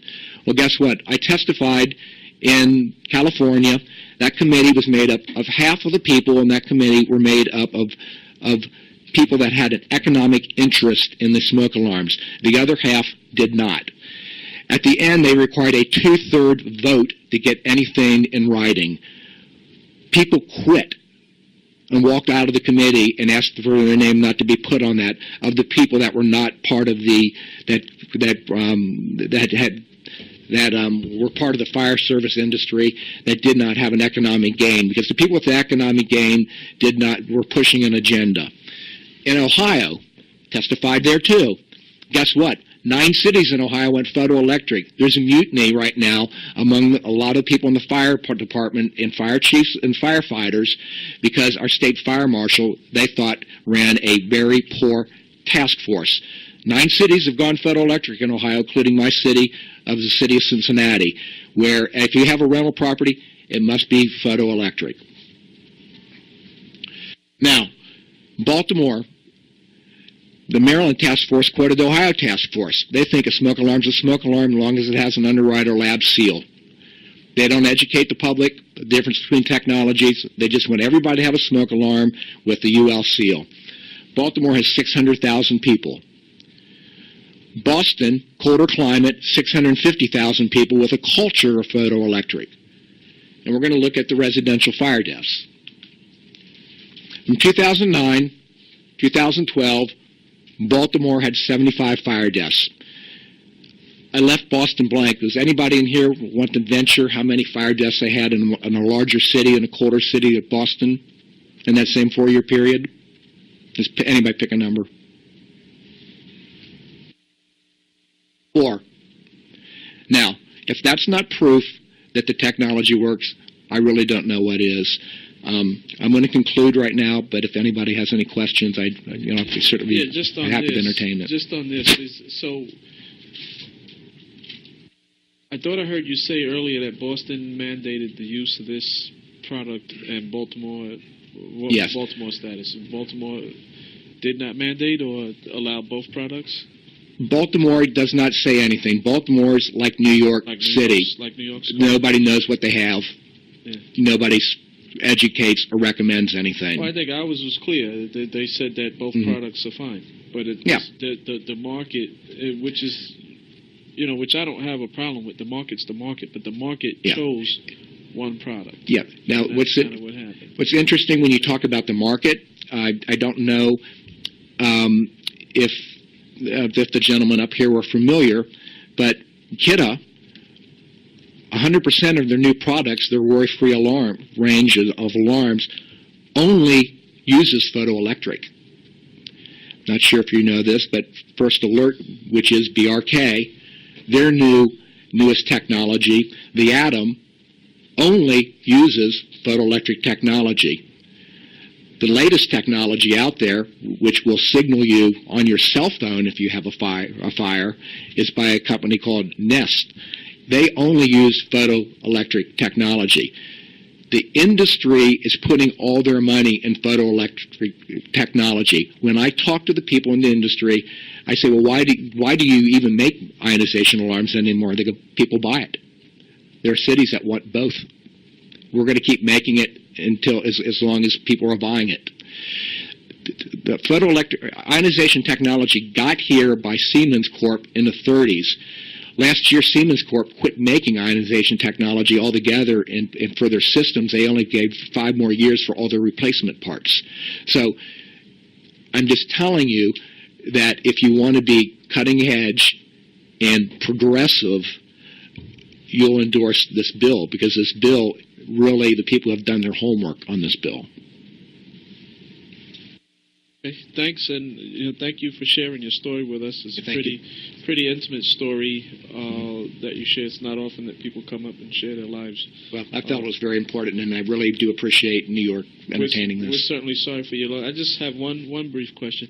Just aside from your personal experience, which is what you shared with us, and trust me, as a father who lost a child, I would imagine that when you decide to dig into something as a result of the loss of your daughter, you would dig into it with all your passion. Right. But aside from personal, what's your professional experience with this? Oh, well, personal's fine. Trust me, I'm not trying. Okay, I just want to get it. I happened to retire with 35 years, and I ran the court system for the Cincinnati Public Schools. When I got onto this, I've spent 40 hours for 6 years reading every research report. Okay, so a lot of it is personal and through the experience. And either way, right. it's fine. I just if there was, I wanted to establish. No, exactly. And if I really thought the direction to go was dual sensors or a combination, I would say that. I'm all about saving lives. I mean, I don't want anybody else's family. I think it's the cleanest, best way to go is what's before you. All right. Thanks for your time. Thank you for coming all the way to New York to share your story.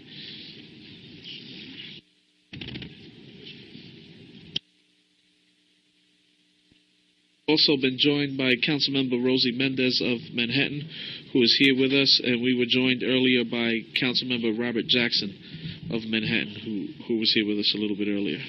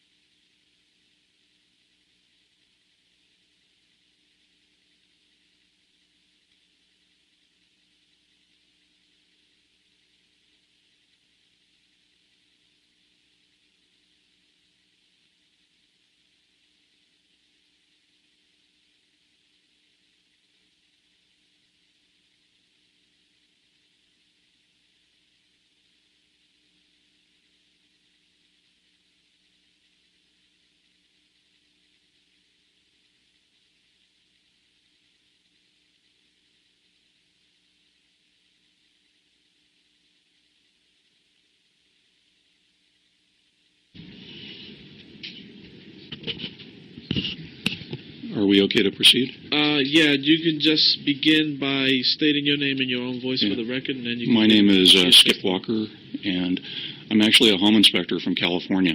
So as kind of random as that sounds, if you're thinking it's a little strange that someone would fly all the way out here to talk about this, my wife agrees with you, actually. So what part of California? San Francisco. Oh, okay. So anyway, this came on my radar a few years back when I heard actually a colleague of Dean Dennis's talk at a local meeting. I'm a member of the American Society of Home Inspectors and also California Real Estate Inspection Association. Those are the two oldest home inspection organizations in the United States.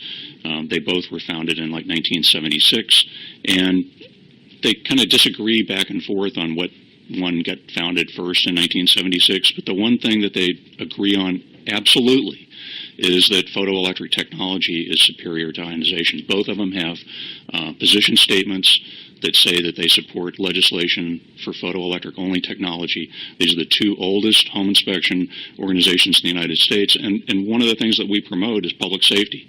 It is our very firm belief that if we were to switch all the smoke alarms, magically wave a wand, and they all change tonight, that we drop the fire death rate in the United States by a minimum of 40%.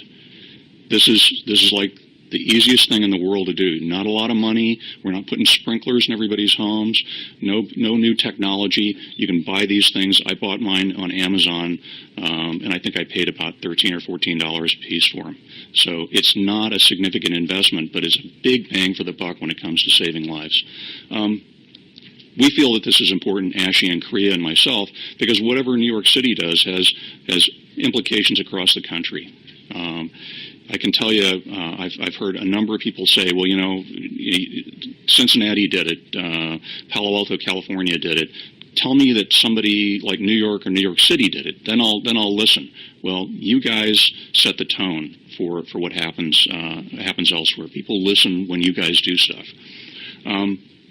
To kind of get going on the presentation really quickly, the thing that I think is important to understand is that the United States, from a fire safety standpoint, is actually like a third world country. Our fire safety death rate in the United States is about 6 times higher than other industrialized nations. So you can see Singapore has about a 2.3 per million fire death rate. Swiss, 2, we're at 12. Now, those numbers change from year to year, but I don't think I've ever seen them lower than 11 for the U.S. Hungary is the only industrialized nation that has a worse fire death rate record than the United States. That's an indictment on what we're doing. If we look at the number of households in the United States that have smoke alarms, it's about 96%. And all the data I'm using comes from the places that the gentleman earlier mentioned. NIST, NFPA, I'm an NFPA member. I belong to the International Code Council. I've got 5 different certifications from the Code Council. I've read all these reports. UL, you name it, I've read it, much like Dean. There are 96% of U.S. homes that reportedly have at least one smoke alarm. About 90 to 95% of those smoke alarms are ionization alarms. That's just the way the sales numbers worked out. Ionization alarms tend to be a few bucks cheaper, and they were advertised very heavily, so they have the biggest market penetration. If we look at fire death rates from 1977 to roughly 2011, this is a chart that came right from NFPA. What we see is that the number of fires and the number of fire deaths has dropped about 50% over that period, which is really good. However, the odds of dying in a fire, if a fire occurs, over that period of time didn't change much. And over that period of time, we put in hundreds of millions of smoke alarms in the United States. So if we were putting in a bunch of smoke alarms, you would expect the risk of dying to actually have altered. This is actually one of the things that kind of bugs me the most about this whole thing is if we look at the fire death rate, number of fire deaths that occur in the United States over the last almost 100 years, again, you would expect that if smoke alarms had a direct input into the number of fire deaths, the drop in them, that we would see some change in the shape of that curve when we started putting smoke alarms back in the 70s. In fact, the decline started back in 1918 and has been progressively getting lower ever since. So there doesn't seem to be a cause and effect with smoke alarms. That, to me, is a red flag. And in fact, NFPA says that in one of their reports. Even though we have a significant drop in the number of fires and the number of fire deaths, the risk of dying in a fire hasn't dropped proportionately over that period of time. That's right out of an NFPA report in 2011. The bottom line, to Dean's point, all fires do not carry the same risk. If we look, cooking or fast flame fires account for about 42% of fires. This is NFPA data. Smoldering, but only about 15% of deaths. So a lot of injuries with fast flame fires, not so many deaths. If we look at smoldering fires, only about 23% of fires, but 61% of deaths. And then there's some others in there where they're unaccounted for. They can't identify specifics, so that's when the numbers don't add up. However, time of day, if we look at when the deaths occur, 66% of the fire deaths occur between 8 and 8. That's when people are sleeping. Those are mainly smoldering fires. About 2/3 of fire deaths occur in homes with no functional smoke alarm. Again, this is CPSC NFPA data. Yet 96% of U.S. homes have smoke alarms, and about 50% of the homes with non-functional smoke alarms cite nuisance tripping as the reason why they disconnected the alarm. And we already know that nuisance tripping is almost 100%. It depends on whose study, but mid-80s to 97% of nuisance tripping is attributed to ionization alarms. The other 50% have missing batteries, mechanical, electronic failure problems. So there's about 1/3 of fire deaths roughly that fall into that category. If dead batteries are such a problem, then it seems obvious that putting 10-year batteries in the smoke alarms would be the problem. But to the chairman's point, if you can't take the battery out, so people simply remove the whole alarm. This is a hardwired alarm. I can show you hundreds, if not thousands, of photos that look like that from the 4,000 homes that I've inspected over my career, and you will find hardwired battery backup alarms in a closet where they nuisance tripped and people took them down rather than listen to them. You'll find battery-operated smoke alarms where people gutted them. They literally ripped cases off of them, everything else, where that same thing occurred. They nuisance trip when they cook, and they remove the alarm. I just did a duplex about a couple months ago where there were 4 brand new combination alarms, ion and photo alarms. The property manager was really proud of the fact they just put them in 30 days before I got there. When I went through the complex, out of 4 alarms, 1 was actually still installed and functional. So 3 out of 4 alarms were disabled intentionally within 30 days. And I asked the tenants why. I didn't beat up on them or anything. I said, just tell me about the smoke alarms. And the one guy said, as soon as we put them up, that evening we cooked, it went off, and I took it down. That's what nuisance tripping does. As soon as you don't have an alarm, you double your chances of dying in a fire. So they were saying there's no real research on the effect of 10-year batteries. Here's a Center for Disease Control report that says 8 to 10 years after installation of lithium-powered, that's 10-year batteries, smoke alarms, the inspectors found that 1/3 of the alarms were still functional. So at 10 years out, only 1/3 of the alarms can still be expected to be functional. Oddly enough, if you look down on the bottom, 34% of the dwellings, all of the original installed alarms in the home were missing. So 1/3 of the population, and this is a fairly large sample, 1/3 of the population didn't have the original 10-year alarms. This was a 10-year study just finished and published in 2010. In the packet I gave you is actually copies of my slides, so you can actually get the references and look them up if you want. The Dallas alarm evaluation also says lithium-powered ions are supposed to function for 10 years. It was apparent from our follow-up testing that they do not. Although 90% of the program houses had at least one working smoke alarm at 2 years, the proportion was down to 20% for the 10-year sample. So in other words, the 10-year batteries don't last 10 years, or people disable them. So the point, I guess, is the 10-year battery tamper-proof stuff is not a panacea, and you can't rely on it alone to carry the day and save people's lives. Here's a letter from BRK First Alert. You'll find that in your package. What it says is, this is a letter to fire officials in the state of Vermont, that First Alert's offering 2 scientifically substantiated determinations. Photoelectric alarms exhibit significantly fewer nuisance alarms than ionization alarms.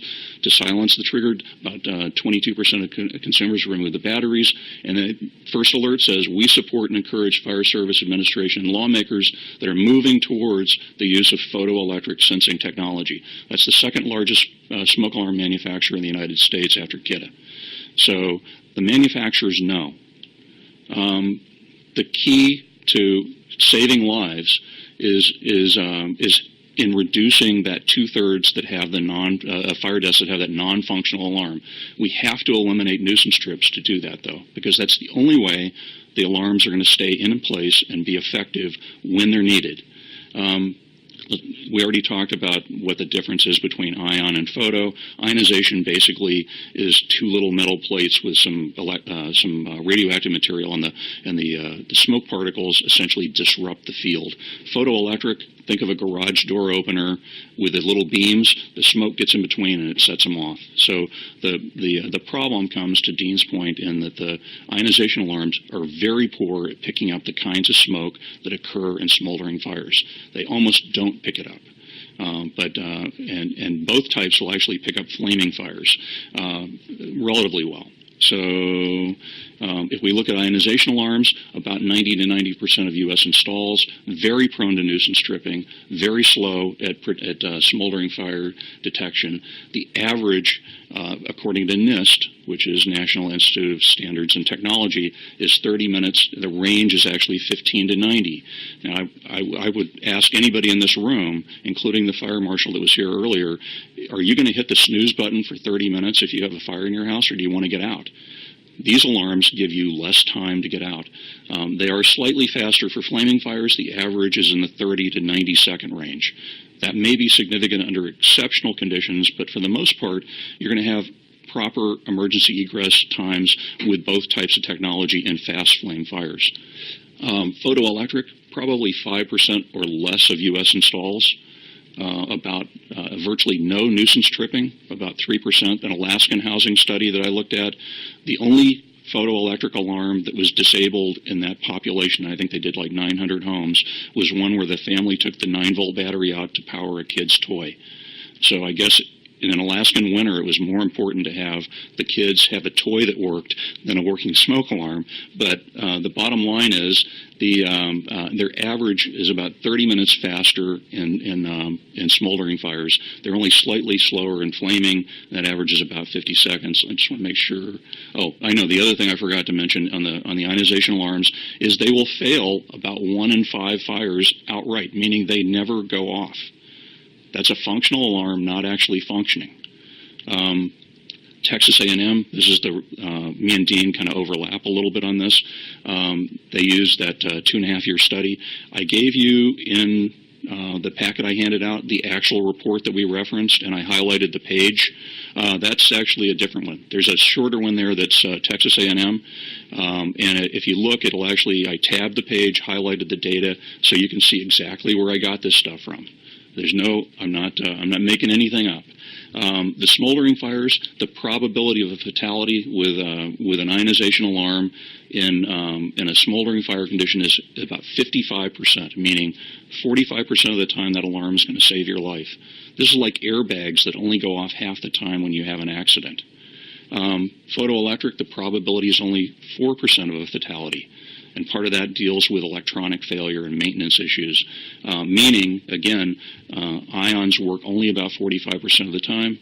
Photos work about 96% of the time. In flaming fires, we had about almost a 20% probability of failure with ionization alarms. That's where they're supposed to work the best. In fact, the problem with that is they take into account the nuisance tripping and intentional disconnect problem.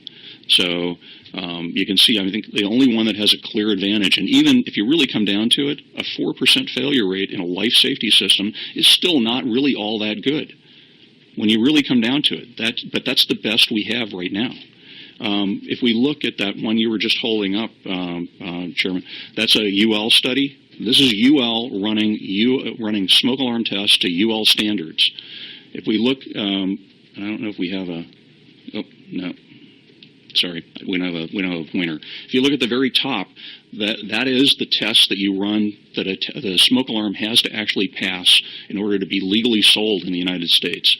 And that column on the left-hand side with the circles, those are ionization alarms being tested, and you see DNT means did not trip.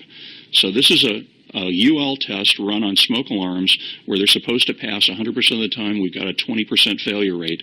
The only place they were faster was the ionization alarm beat the photos in the burnt bread toast test. They actually burnt toast and found out that it's not our imagination that ionization alarms are actually faster. Here they actually ran, and the synthetic materials are not part of the UL test currently. This was a test to determine whether they should be or not.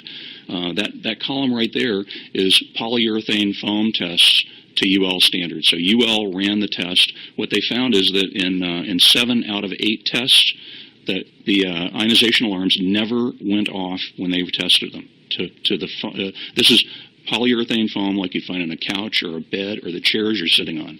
In the one case where the ion actually went off, it was 43 minutes after the photoelectric in the same test. And in every case, all of the tests you just saw, the photos went off within standard on every single test. So the only place where we make a difference is making sure we keep the alarms connected, meaning keep batteries in them, keep them on the ceiling, and then give people alarms that actually go off. And the only alarm that can do that is a photoelectric. All the data says that. And the data I use comes from NIST, UL, CPSC, NFPA, Texas A&M, you name it. You can take these reports time after time for the last 40 years. They all say the same things. These 4 states actually have photoelectric technology right now. One of the things that Dean didn't get a chance to, but I know Jay Fleming will, is What's up with California? I'm working on them. That's all I can tell you. Is it Schwarzenegger's fault? Like, what's going on? No, Jerry Brown won't sign a law unless the state fire marshal goes for it, and the state fire marshal, it's a political appointee position, and she won't. So, but anyway, these have it. One of the things that I think Jay Fleming makes the point of is if you look at the fire death statistics in Boston and Massachusetts versus Baltimore and Maryland, before and after the photo ordinances. Before, they were very similar. And almost as soon as they started to put in photoelectric technology in Mass and in Boston, the two started to diverge. And that's when you see that 1 per year and 18 per year number that Boston has now. They have the lowest fire death rate in the United States of any major city, barring any size. Ohio, we've got 8 cities. California's got 4. 3 of them are in my area. Avriana's law is currently pending in the New York State Assembly. It's in committee. One of the things they say is Avriana Dale most likely lost her life because the ionization smoke detector was present in the home that she was in, did not alert her in time for the fire until it was too late. That's in the state law justification. So that little girl and her godmother died in a house where they really didn't have to die. And this gets repeated every day in the United States over and over again, and it is pointless. The International Association of Firefighters, the largest union representing firefighters in the U.S. and Canada, they got 300,000 members, specifically calls for photoelectric only, and they specifically say no combination alarms. Ditto for the American Society of Home Inspectors, ditto for the California Real Estate Inspection Association. I wrote both of those position statements and got them passed. Let's see here. In closing, I can't make the point strongly enough. All fires are not equal. 2/3 of all fire deaths occur in homes with no functional alarm. Half of those non-functional alarms are attributed to nuisance tripping. Almost all nuisance trips come from ionization alarms. Of the remaining third, only 15% of the deaths are actually attributed to flames, which is not to say that those 15% are not important people, but the photoelectric alarms would have protected those people in almost all cases. There's never been a wrongful death suit against a manufacturer for a photoelectric alarm, yet there's been many, and they've won a bunch of times on ionization alarms. Currently, UL is actually named in a lawsuit in Alabama for failure to provide a meaningful testing standard. Requiring 10-year anti-tamper alarms alone cannot fix this problem. If you change to photoelectric alarms, at least 1,000 people in the U.S. would not die annually. And if you think about it, if the smoke alarm's doing its job, and people wake up and they get outside and they call the fire department. When the fire department gets there, their job then is to pour water on the house that's on fire. They don't have to go inside. So you're actually going to put your first responders at risk less if the smoke alarms actually work. They're not going to have to go in and recover bodies, which is probably what they're going to be doing when they get there on an ionization alarm where there's been a delayed response. And understand, no smoke alarm is going to save everybody. It's not possible, but we can do so much better than we're doing right now. I mean, what we've got right now is embarrassing, I think, because we know the problem exists and we let it exist. You guys have a chance to do something about it. I applaud the council for even considering this. I mean, it borders on being courageous, and I'm not joking about that. I mean it very sincerely. This has a chance to actually save people's lives and directly and for almost no money. I mean, it's just so important. So that's my. Everything I told you is in the packet there. I wrote an article that's in that magazine that you can take a look at. I think that was handed out to you. My card is on the front of that. If any of you guys have any questions at all, you can call me. You can call Dean. You can call Jay Fleming. We can get the information for you. I mean, I can't tell you how much we want to support this because it's that important to us. Yeah, just like I got a fire alert on my phone from Twitter. Yeah. Queens. Okay. Might be. Any questions? Yeah, I wanted to talk to you about something that hasn't been brought up. It just will help me understand what's going on in the private sector a little bit, and that's market penetration of the two opposing types of products. Why? Yeah, why? Is it because this is a newer product? No, actually, they've both been around for about the same amount of time. The ionization alarms were the first one developed that could be powered for a year by a 9-volt battery. The early photoelectrics actually used little light bulbs, and they couldn't keep them powered for a year off a 9-volt battery. So it wasn't until they invented LEDs that the photoelectrics became popular. That was back in the 80s. By then, the ionization had a big share of the market. The other thing is you can find ionization alarms very cheap. I mean, I'll show you a box that's 2 for $8 at a Lowe's store near where I live. So for $4 a piece, you can put smoke alarms in. They're ionization alarms. They don't have hush buttons, but they say they're smoke alarms, and they meet the UL 217 standard. The cheapest photoelectrics I found are at Costco, and those were 2 for $23, so about $12. If you're a landlord and you're looking at a wall of smoke alarms, and they all say they're smoke alarms, and they all meet the legal requirement, are you going to put in the $4 one, or are you going to put in the $12 one? So it's pricing. It's a pricing issue. And my point is, this isn't a college English class. Okay, you get a 45 on the test. You don't pass, but you can take a makeup test. So another question on market is there anything where any independent home insurance companies give an opinion on one product versus the other? No, they don't get involved in it. They don't. I mean, this is anecdotally. This is what I heard. You would think if one product is more susceptible to save, that they would get involved. You would think, and here's what I know a gentleman who is actually NFPA 72 is the committee that actually that writes the smoke alarm standards in terms of audibility, and they actually deal in there with your concern over hearing impaired individuals or sight impaired individuals. That's actually all in NFPA 72. He said on that committee, and one of the things he said that for me was a complete eye-opener was he said the insurance companies don't really have a big interest in reducing the fire death rate because, as sick as this sounds, as long as there's a high risk, they can charge more money for premiums. I mean, that's a guy that sat on an NFPA 72 committee saying that, and it really kind of turns my stomach because that's not the way I'm wired. In case you haven't figured it out, I don't think it should turn theirs too. I guess if there's more prevalence to damage towards property and not life, I'm sure they would then get involved. Yeah. So anyway, any other questions? If you, like I said, we're available. This is so important. I can't. It answers the question, and what we do. We've thought of a few steps that we can take to kind of independently verify all this because this is relatively new to me. Councilmember Crowley brought this to my attention about 3 or 4 months ago.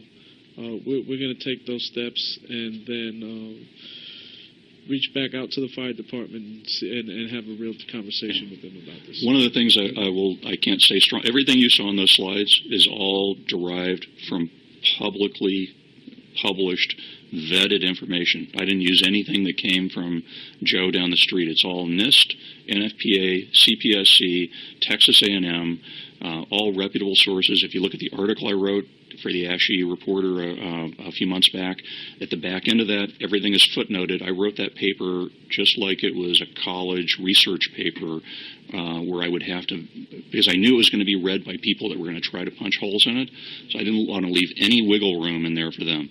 So I gave you copies of some of this stuff so you can actually go back and read it for yourself. You know, I mean, there's nothing to hide here. I don't have any financial gain in this. As a matter of fact, it cost me 2 days' worth of business. I'm self-employed to come here to talk for this 15 minutes. So, we certainly but it's that important to me.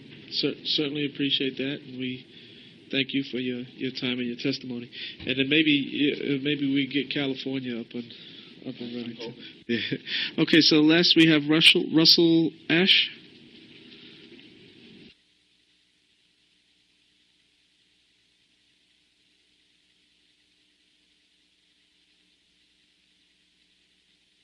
Yeah, he'll distribute it. We actually wanted the PowerPoint, so thanks.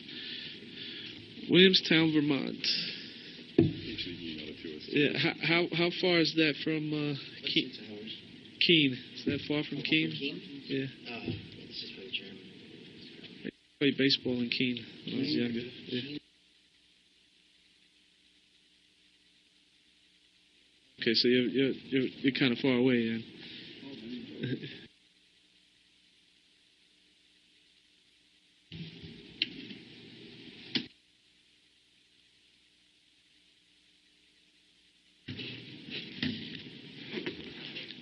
Well, thanks for coming all this way. Were you a firefighter? 23 years. 23 years? Yep, still Okay. still doing it. So even though I said your name, if you could say your name in your own voice, and then you can Sure. get into your story. Sure. My name, I'll skip to the first slide there. My name is Russ Ash. I'm from, live in Williamstown, Vermont. 12 years on the job in Berry City, Vermont, career department. Currently still working with the East Montpelier Fire Department in Vermont and volunteer in my community in Williamstown. I've been doing it for 23 years. My testimony is going to be a little bit different than the last two in that I don't have the figures from NIST. I don't have the figures from UL. What I have is the figures from living it, and so the story I'm going to share with you guys really is exactly what they've been telling you. Only I was fortunate or unfortunate, depending on how you look at it, to actually experience myself. So at the time of the fire that I'm going to tell you about, I was a lieutenant with the City of Erie Fire Department, 18 full-time members, local 881. Population in our town was 9,600. I know that's a drop in the bucket, if that, to you folks here. We ran 4 shifts, 24 on, 72 off, and we ran at the paramedic level. December 17th, 2005 is what got us started. I don't think that it's going to work on this projector. But essentially what happened is that just before 6 o'clock in the morning, we got dispatched to a fire, second-story fire. Duplex, 2 apartments, 1 on the top, 1 on the bottom. The fire was up on the top floor. The apartment had several occupants, 4 kids, 3 adults. The fire was reported by one of the adults, was a friend of the family that was staying that night, and had fallen asleep on the couch in the living room. The kids were in their beds. The parents of the kids were in their bed as well. We arrived on scene, had heavy fire coming from their apartment. We had significant water issues that morning. We had 4 guys that made entry without hose lines. Initial reports were that there was 4 kids trapped inside. As it turned out, there was 4 kids and 2 adults still inside. We had 4 guys went inside, made entry without any hose lines. They almost got caught in the flashover.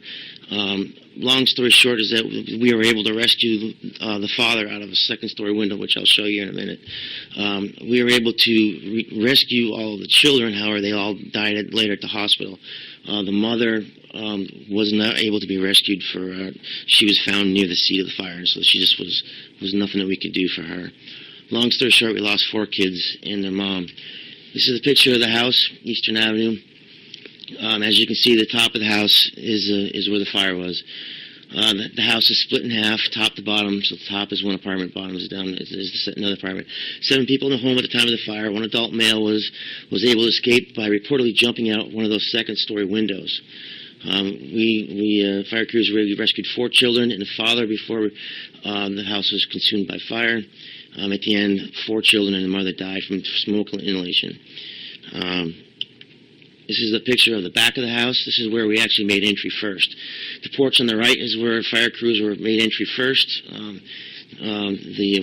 As you're going from the porch to the left on the top, the first one you come to is going to be where the girls' room was, and the window all the way to the right is where the adult male was rescued down a ladder. Actually, the fellow pictured in the picture on the ground, his name is Jeff Cochran. He was actually the fellow that carried Art down the ladder. This is a picture from the porch looking into the house. In the foreground is going to be the kitchen. In the background, as you're going kind of in a diagonal, you can see kind of an outline of a gentleman in an archway right there. That's going to be the living room area. There's a couch against the back wall that I'm going to show you here in a moment. That's where the fire started. So if we went back to the picture, the first picture I showed you where you saw the flames, the 2 windows with the heavy damage, that room right there where the living room was, that's the room where you saw most of the damage. After you get to the archway, it then goes into a dining room area. There was a Christmas tree in that area, and then all the bedrooms are off of that area right in there. This is a picture of the girls' room. As you can see, heavy damage, heavy fire damage, but not so much inside the room itself. Those are bunk beds. Those are sheets and pillows. No damage to those whatsoever. Smoke damage, but no fire damage. This is a picture of one of the boys' room, Brett's room. what I'm really trying to show in this picture here is the lack of any fire damage. There is no damage in there whatsoever. The only damage right here is this door right here separates the Brett's room from his parents' room, and you can see on the top of the door jamb there some smoke. That's the extent of the damage to his room. However, he was found in his room deceased. This is where the fire started. That right there on the right is what's left of the couch. The investigation determined that it was one of three things: smoking material, Christmas decorations, or an unattended candle. This is where the fire started. The fellow that got out on his own, that reportedly jumped out of a second-story window, was asleep on this couch. He woke up when his couch and everything around him was on fire, including his butt. That's what woke him up. And then he tried to wake everybody else up. Everybody else woke up at home to his screaming. No smoke alarms going off in his apartment whatsoever. There was a home inspection. The city of Barrie had just recently put in a home inspection program where they were going through all the rental units, inspecting the homes. And this was one of them that had been inspected. This apartment and the apartment below it both had 3 working ionization smoke alarms, all hardwired. The bill you guys were talking about this morning, hardwiring and smoke alarms, this apartment had them. All 3 hardwired ionization working smoke alarms. None of them went off. So the investigation found, according to the male survivor, the smoke in the apartment was so heavy he was forced to jump from a second-floor window. That's right after he woke up. And he woke up because the couch he was sleeping on was on fire. He woke up to that. The male victim that escaped reported that he heard no smoke detectors going off while he was in the apartment. The apartment had 3 hardwired ionization smoke detectors, one in the master bedroom, one in the girl's bedroom, and one in the main family room. The main family room was going to be right off of where the couch was. All smoke detectors on the first floor were found to be in working order by firefighters after the fire was extinguished. I can attest to that because I'm the firefighter that tested it. When the fire was out, I went down to the downstairs apartment, and I tested all the smoke detectors downstairs. They were still there. Now, remember, we fought the fire in the second floor, so everything from the second floor came through the floor and into the first floor. So the ceilings were coming down. There was water pouring through the ceilings. One of the detectors was just hanging by its wires, but they were all still there. I pushed the test buttons on all 3 of them. All 3 of them worked. Before the fire department got there, the police department got there first, Roland and Henry. They were the first ones there. They couldn't get into the fire department because the thing was rocking. They couldn't get in. So they went down to the downstairs apartment. And they made entry in the downstairs apartment, thinking, as Roland said, if we could have heard something above us, then we could have let you guys know when you got there. Well, they not only didn't hear anything, but they weren't able to stay in there very long because the smoke inside that downstairs apartment was so thick that they couldn't stay in there. They couldn't breathe.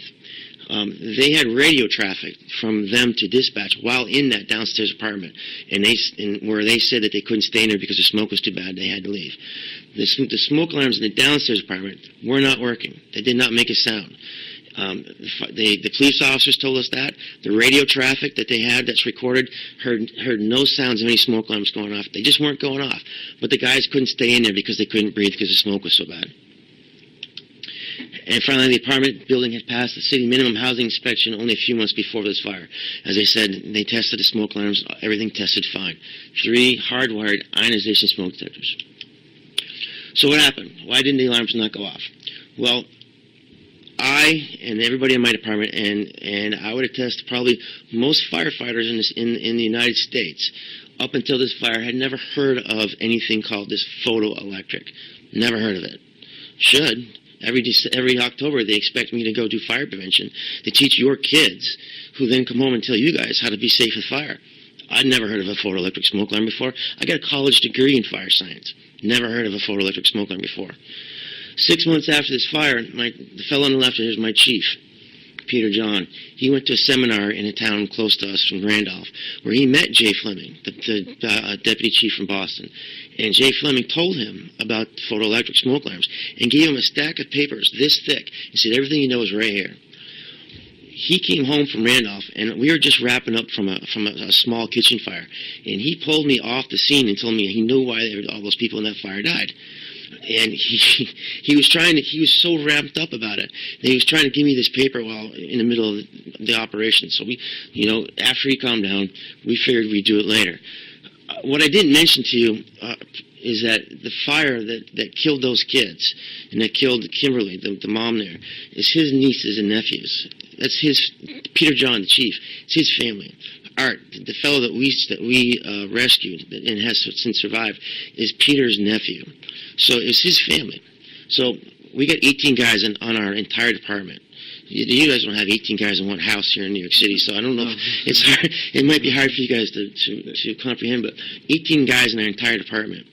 So our department's pretty tight. We're pretty close. Our chief's family is what we just responded to, so it really hit us all hard. But so he went and he learned about photoelectric smoke alarms. And so then this is another video that we're not going to be able to play for you because I'm just not able to. But what I found that night is I found a website in Australia, and who I believe has submitted some testimony to you guys. So I heard that he might have.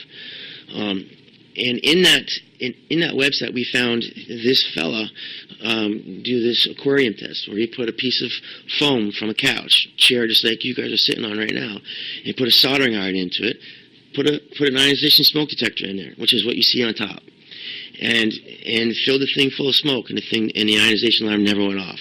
So then he takes a photoelectric and puts a photoelectric smoke alarm in there, goes off right away. So if we were able to play this video, if you go to berrycityfire.org, so if you could find that pretty easily, berrycityfire.org, you could see this video for yourself. What you would see with this video is that the smoke in that chamber gets so thick that you can only see the front of that ionization smoke alarm. And it is at that point that smoke alarm goes off. It doesn't go off before. You can't see through it. But until you can almost not see that smoke detector, that's when that alarm goes off. Again, berrycityfire.org, you can see it, it's there online. So we submitted this to UL. We called USFA, we called NIST, we called all those guys.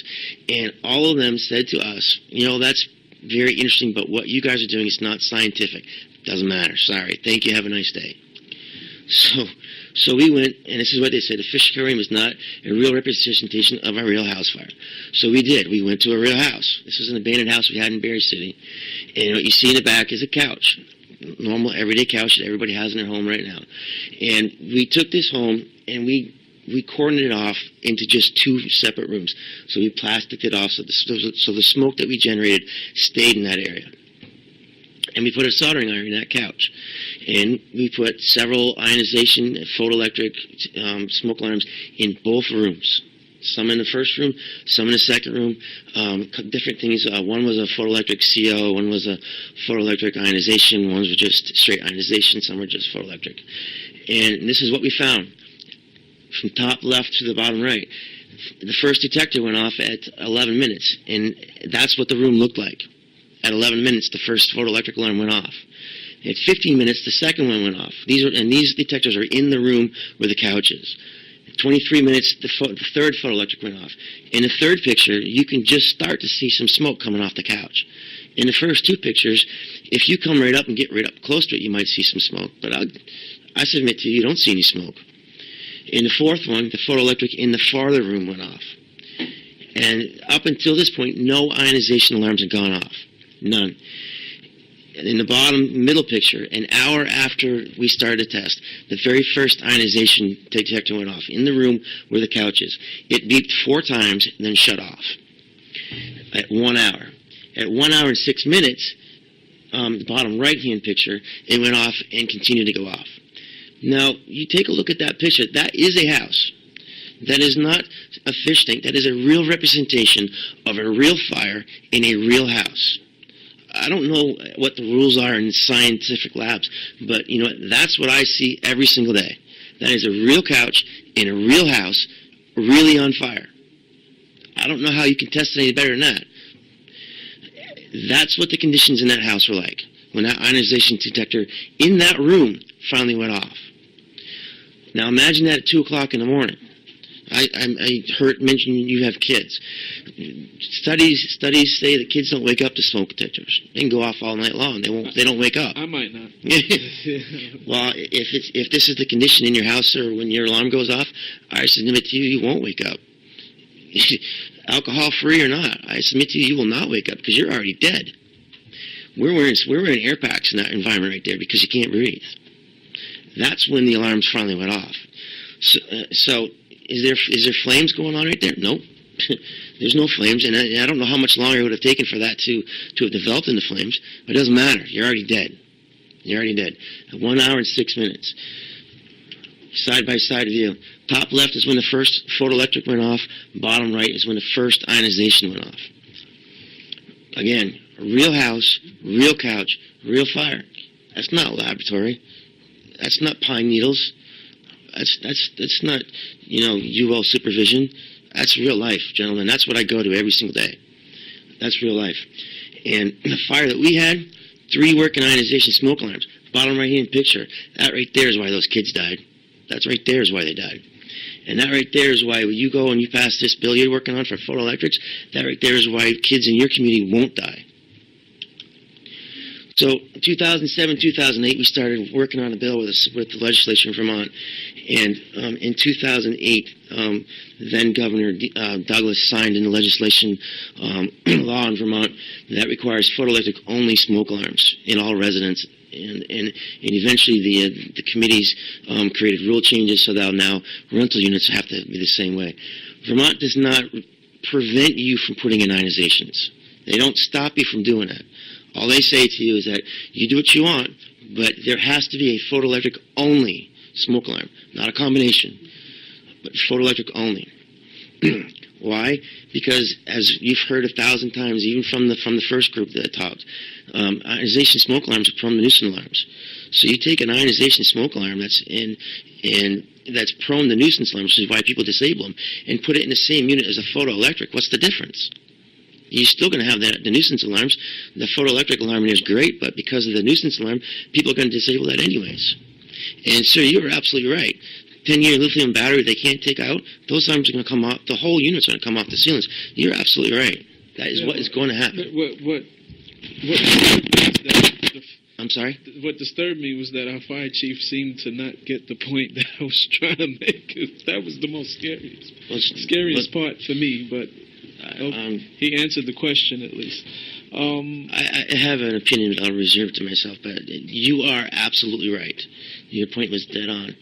And again, May 2008, this was Governor Douglas at that time signing an alarm. I'm going to wrap this up real quick. 23 years of doing this, I can't tell you how many times people have come up to me and thanked me and blah, blah, blah, and any other public servant does the same thing. But in this particular scenario, what we're talking about, people like me, people like you, you're not the heroes, we're not the heroes. I'm going to like to introduce you to a few of them, however. Bradley Mercer, Davenport, Iowa, on January 18th. His parents had just put him and his brother to bed, and they were downstairs watching TV, and his mom heard a thump upstairs above him. And when his dad and mom went upstairs to see what the thump was, they found that his bedroom was on fire. Turns out that his, I believe it was his baby monitor had short-circuited and set the bedroom on fire. Mom and Dad couldn't get up. Dad had to go in through a wall in another apartment to get through, was able to rescue one of his boys. The fire department showed up and was able to rescue the other one. Bradley finally ended up dying. That apartment was outfitted with working ionization smoke alarms that did not go off. They sued BRK and won that for millions of dollars, but BRK has filed an appeals, and so currently it's in the appeals. Rotterdam, New York, Bill Hackett, Christine Hackett, they both died in a house fire here in New York with working ionization smoke alarms that did not sound. Wahine, New Zealand, these are 5 kids, all from one family that died in a house fire. Again, working ionization smoke alarms that did not go off.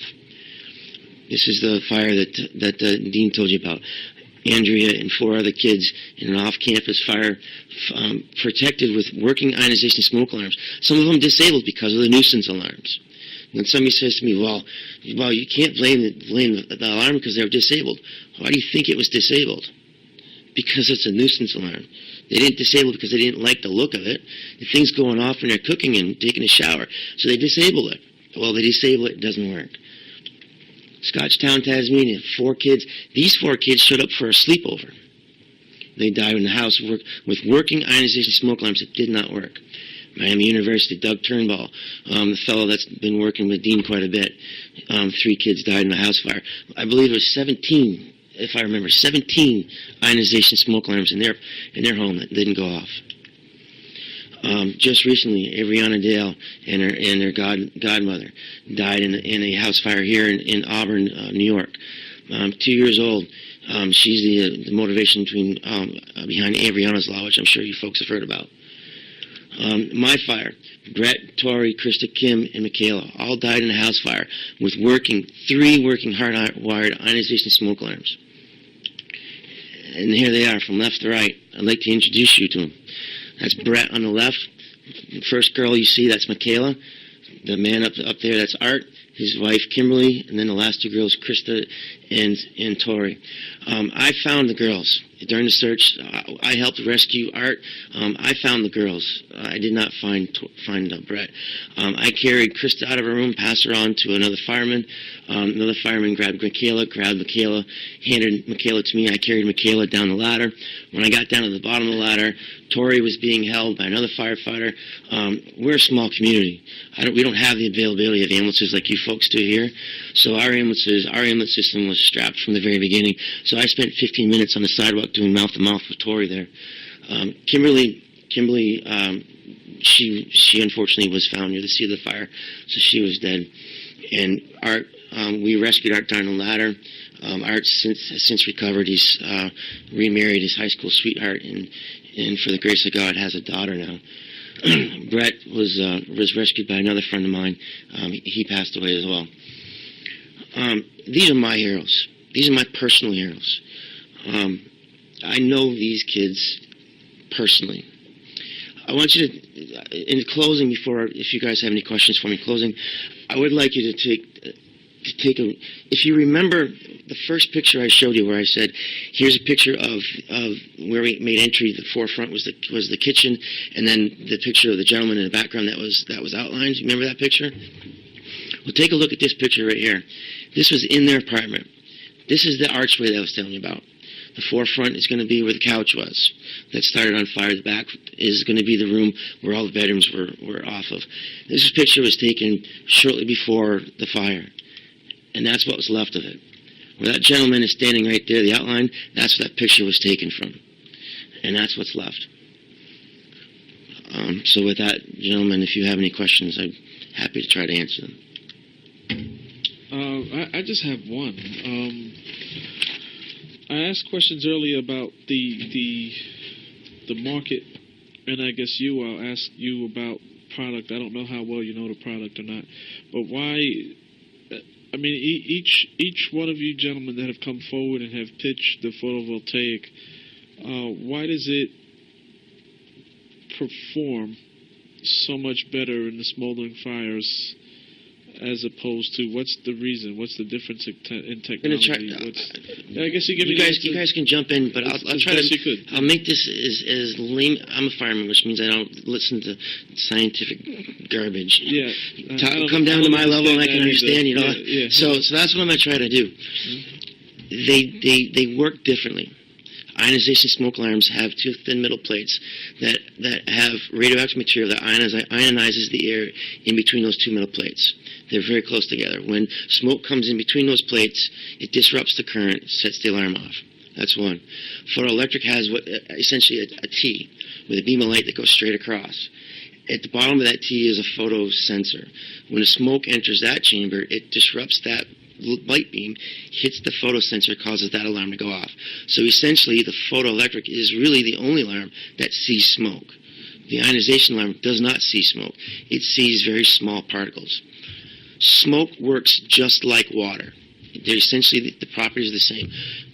Explain to me, sir, what's the difference between water that comes out of your shower in the form of steam or the water that is in this glass, this cup right here? What's the difference? One is hotter than the other. Temperature. Yeah.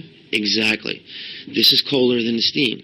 The steam expands roughly 1,700 times, 1,700 to 1 when it's converted to steam. The particle sizes are very, very small. Whereas here, the particle sizes are much bigger. It's still water. It's in a different form. It's still water. Now, as that steam goes away from the heat source, it's cooling down. those particle sizes are now combining with each other, getting bigger and bigger, and you'll see it on your windows or on your wall. It turns back to water.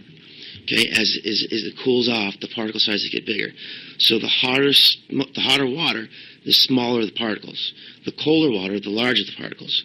Smoke works exactly the same. The hotter the smoke, the smaller the particles. The colder the smoke, the larger the particles. Small particles get between those two thin middle plates very, very easily. So when you have a flaming fire with hot smoke, it sets off those ionization alarms like magic. Cold smoke, those particle sizes are much bigger. It's like you can't fit enough of those large particles in between those two middle plates to make that thing go off. You could charge this room up so bad that you couldn't see this, your hand like here, and have this room full of ionization smoke alarms, and not a one of them will go off. Yeah, not a one. That was about as layman as you could put it.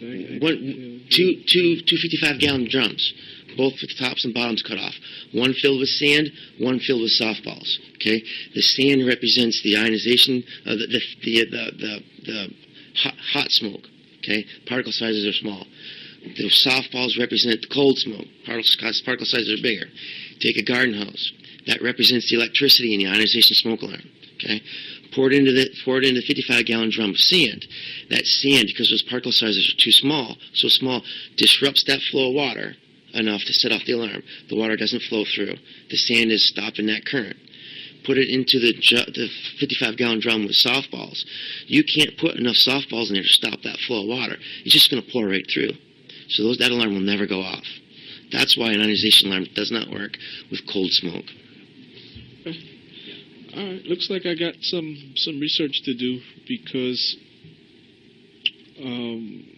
it's pretty tough when your own fire professionals don't come forward and make a decision on the type of apparatus that's best. I'm not saying that they don't have different opinions, but it just leaves me with more work to do on it. But you definitely piqued my interest in it. When the United States government has organizations like NIST, UL, the manufacturers and stuff that are saying one thing, it's extremely hard to be able to, quite frankly, stand up on your own 2 feet and make a stand sometimes. And I'm not passing judgment on anybody. Yeah, I didn't think you were. But that's what we did. It's the politics of it. That's what makes it hard to do that. And we had some strong words for the politics in Vermont, and because of that, we passed legislation that is saving lives today. I think I could think of anything non-political as saving somebody's life in a fire. The last thing I'll say to you, sir, is that,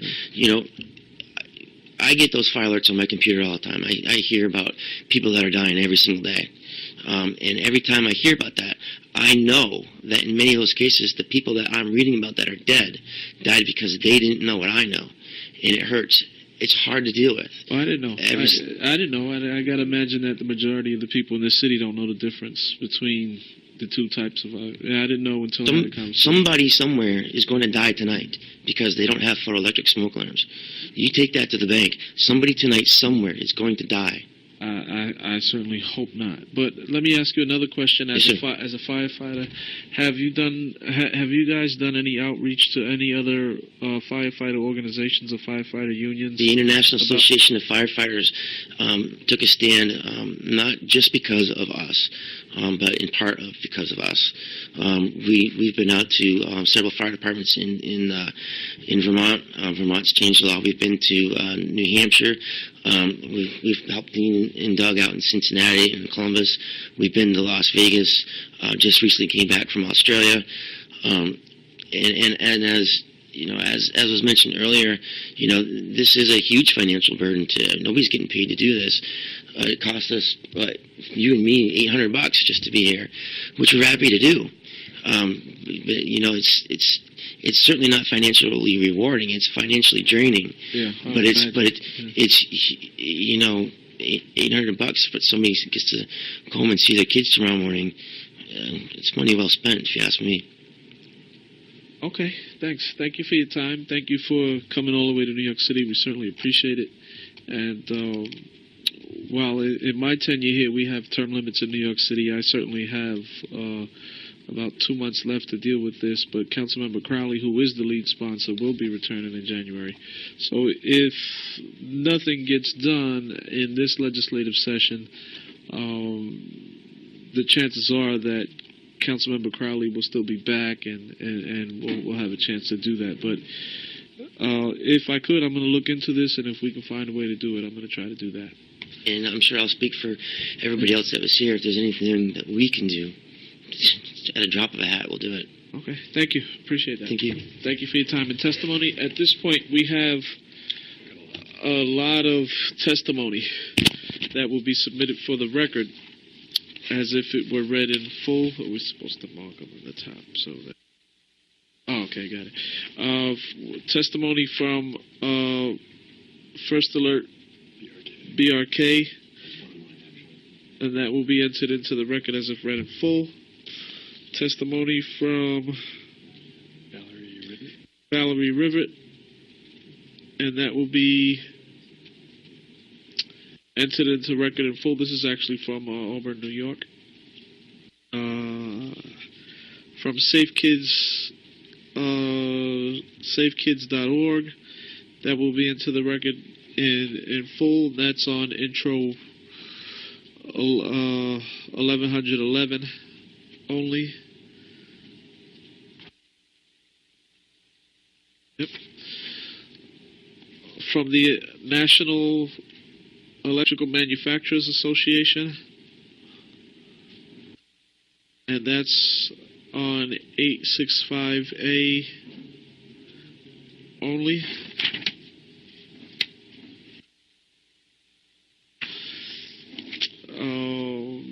From Richard Cantor, CCP, on 1111 only. On both items, 1111 and 865.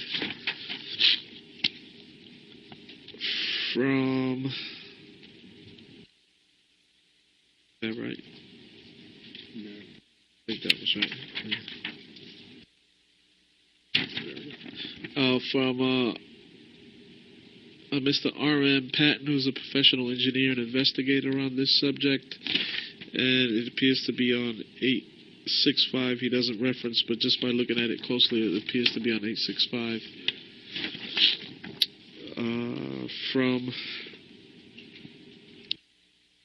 Vientis Barbucas, PhD, and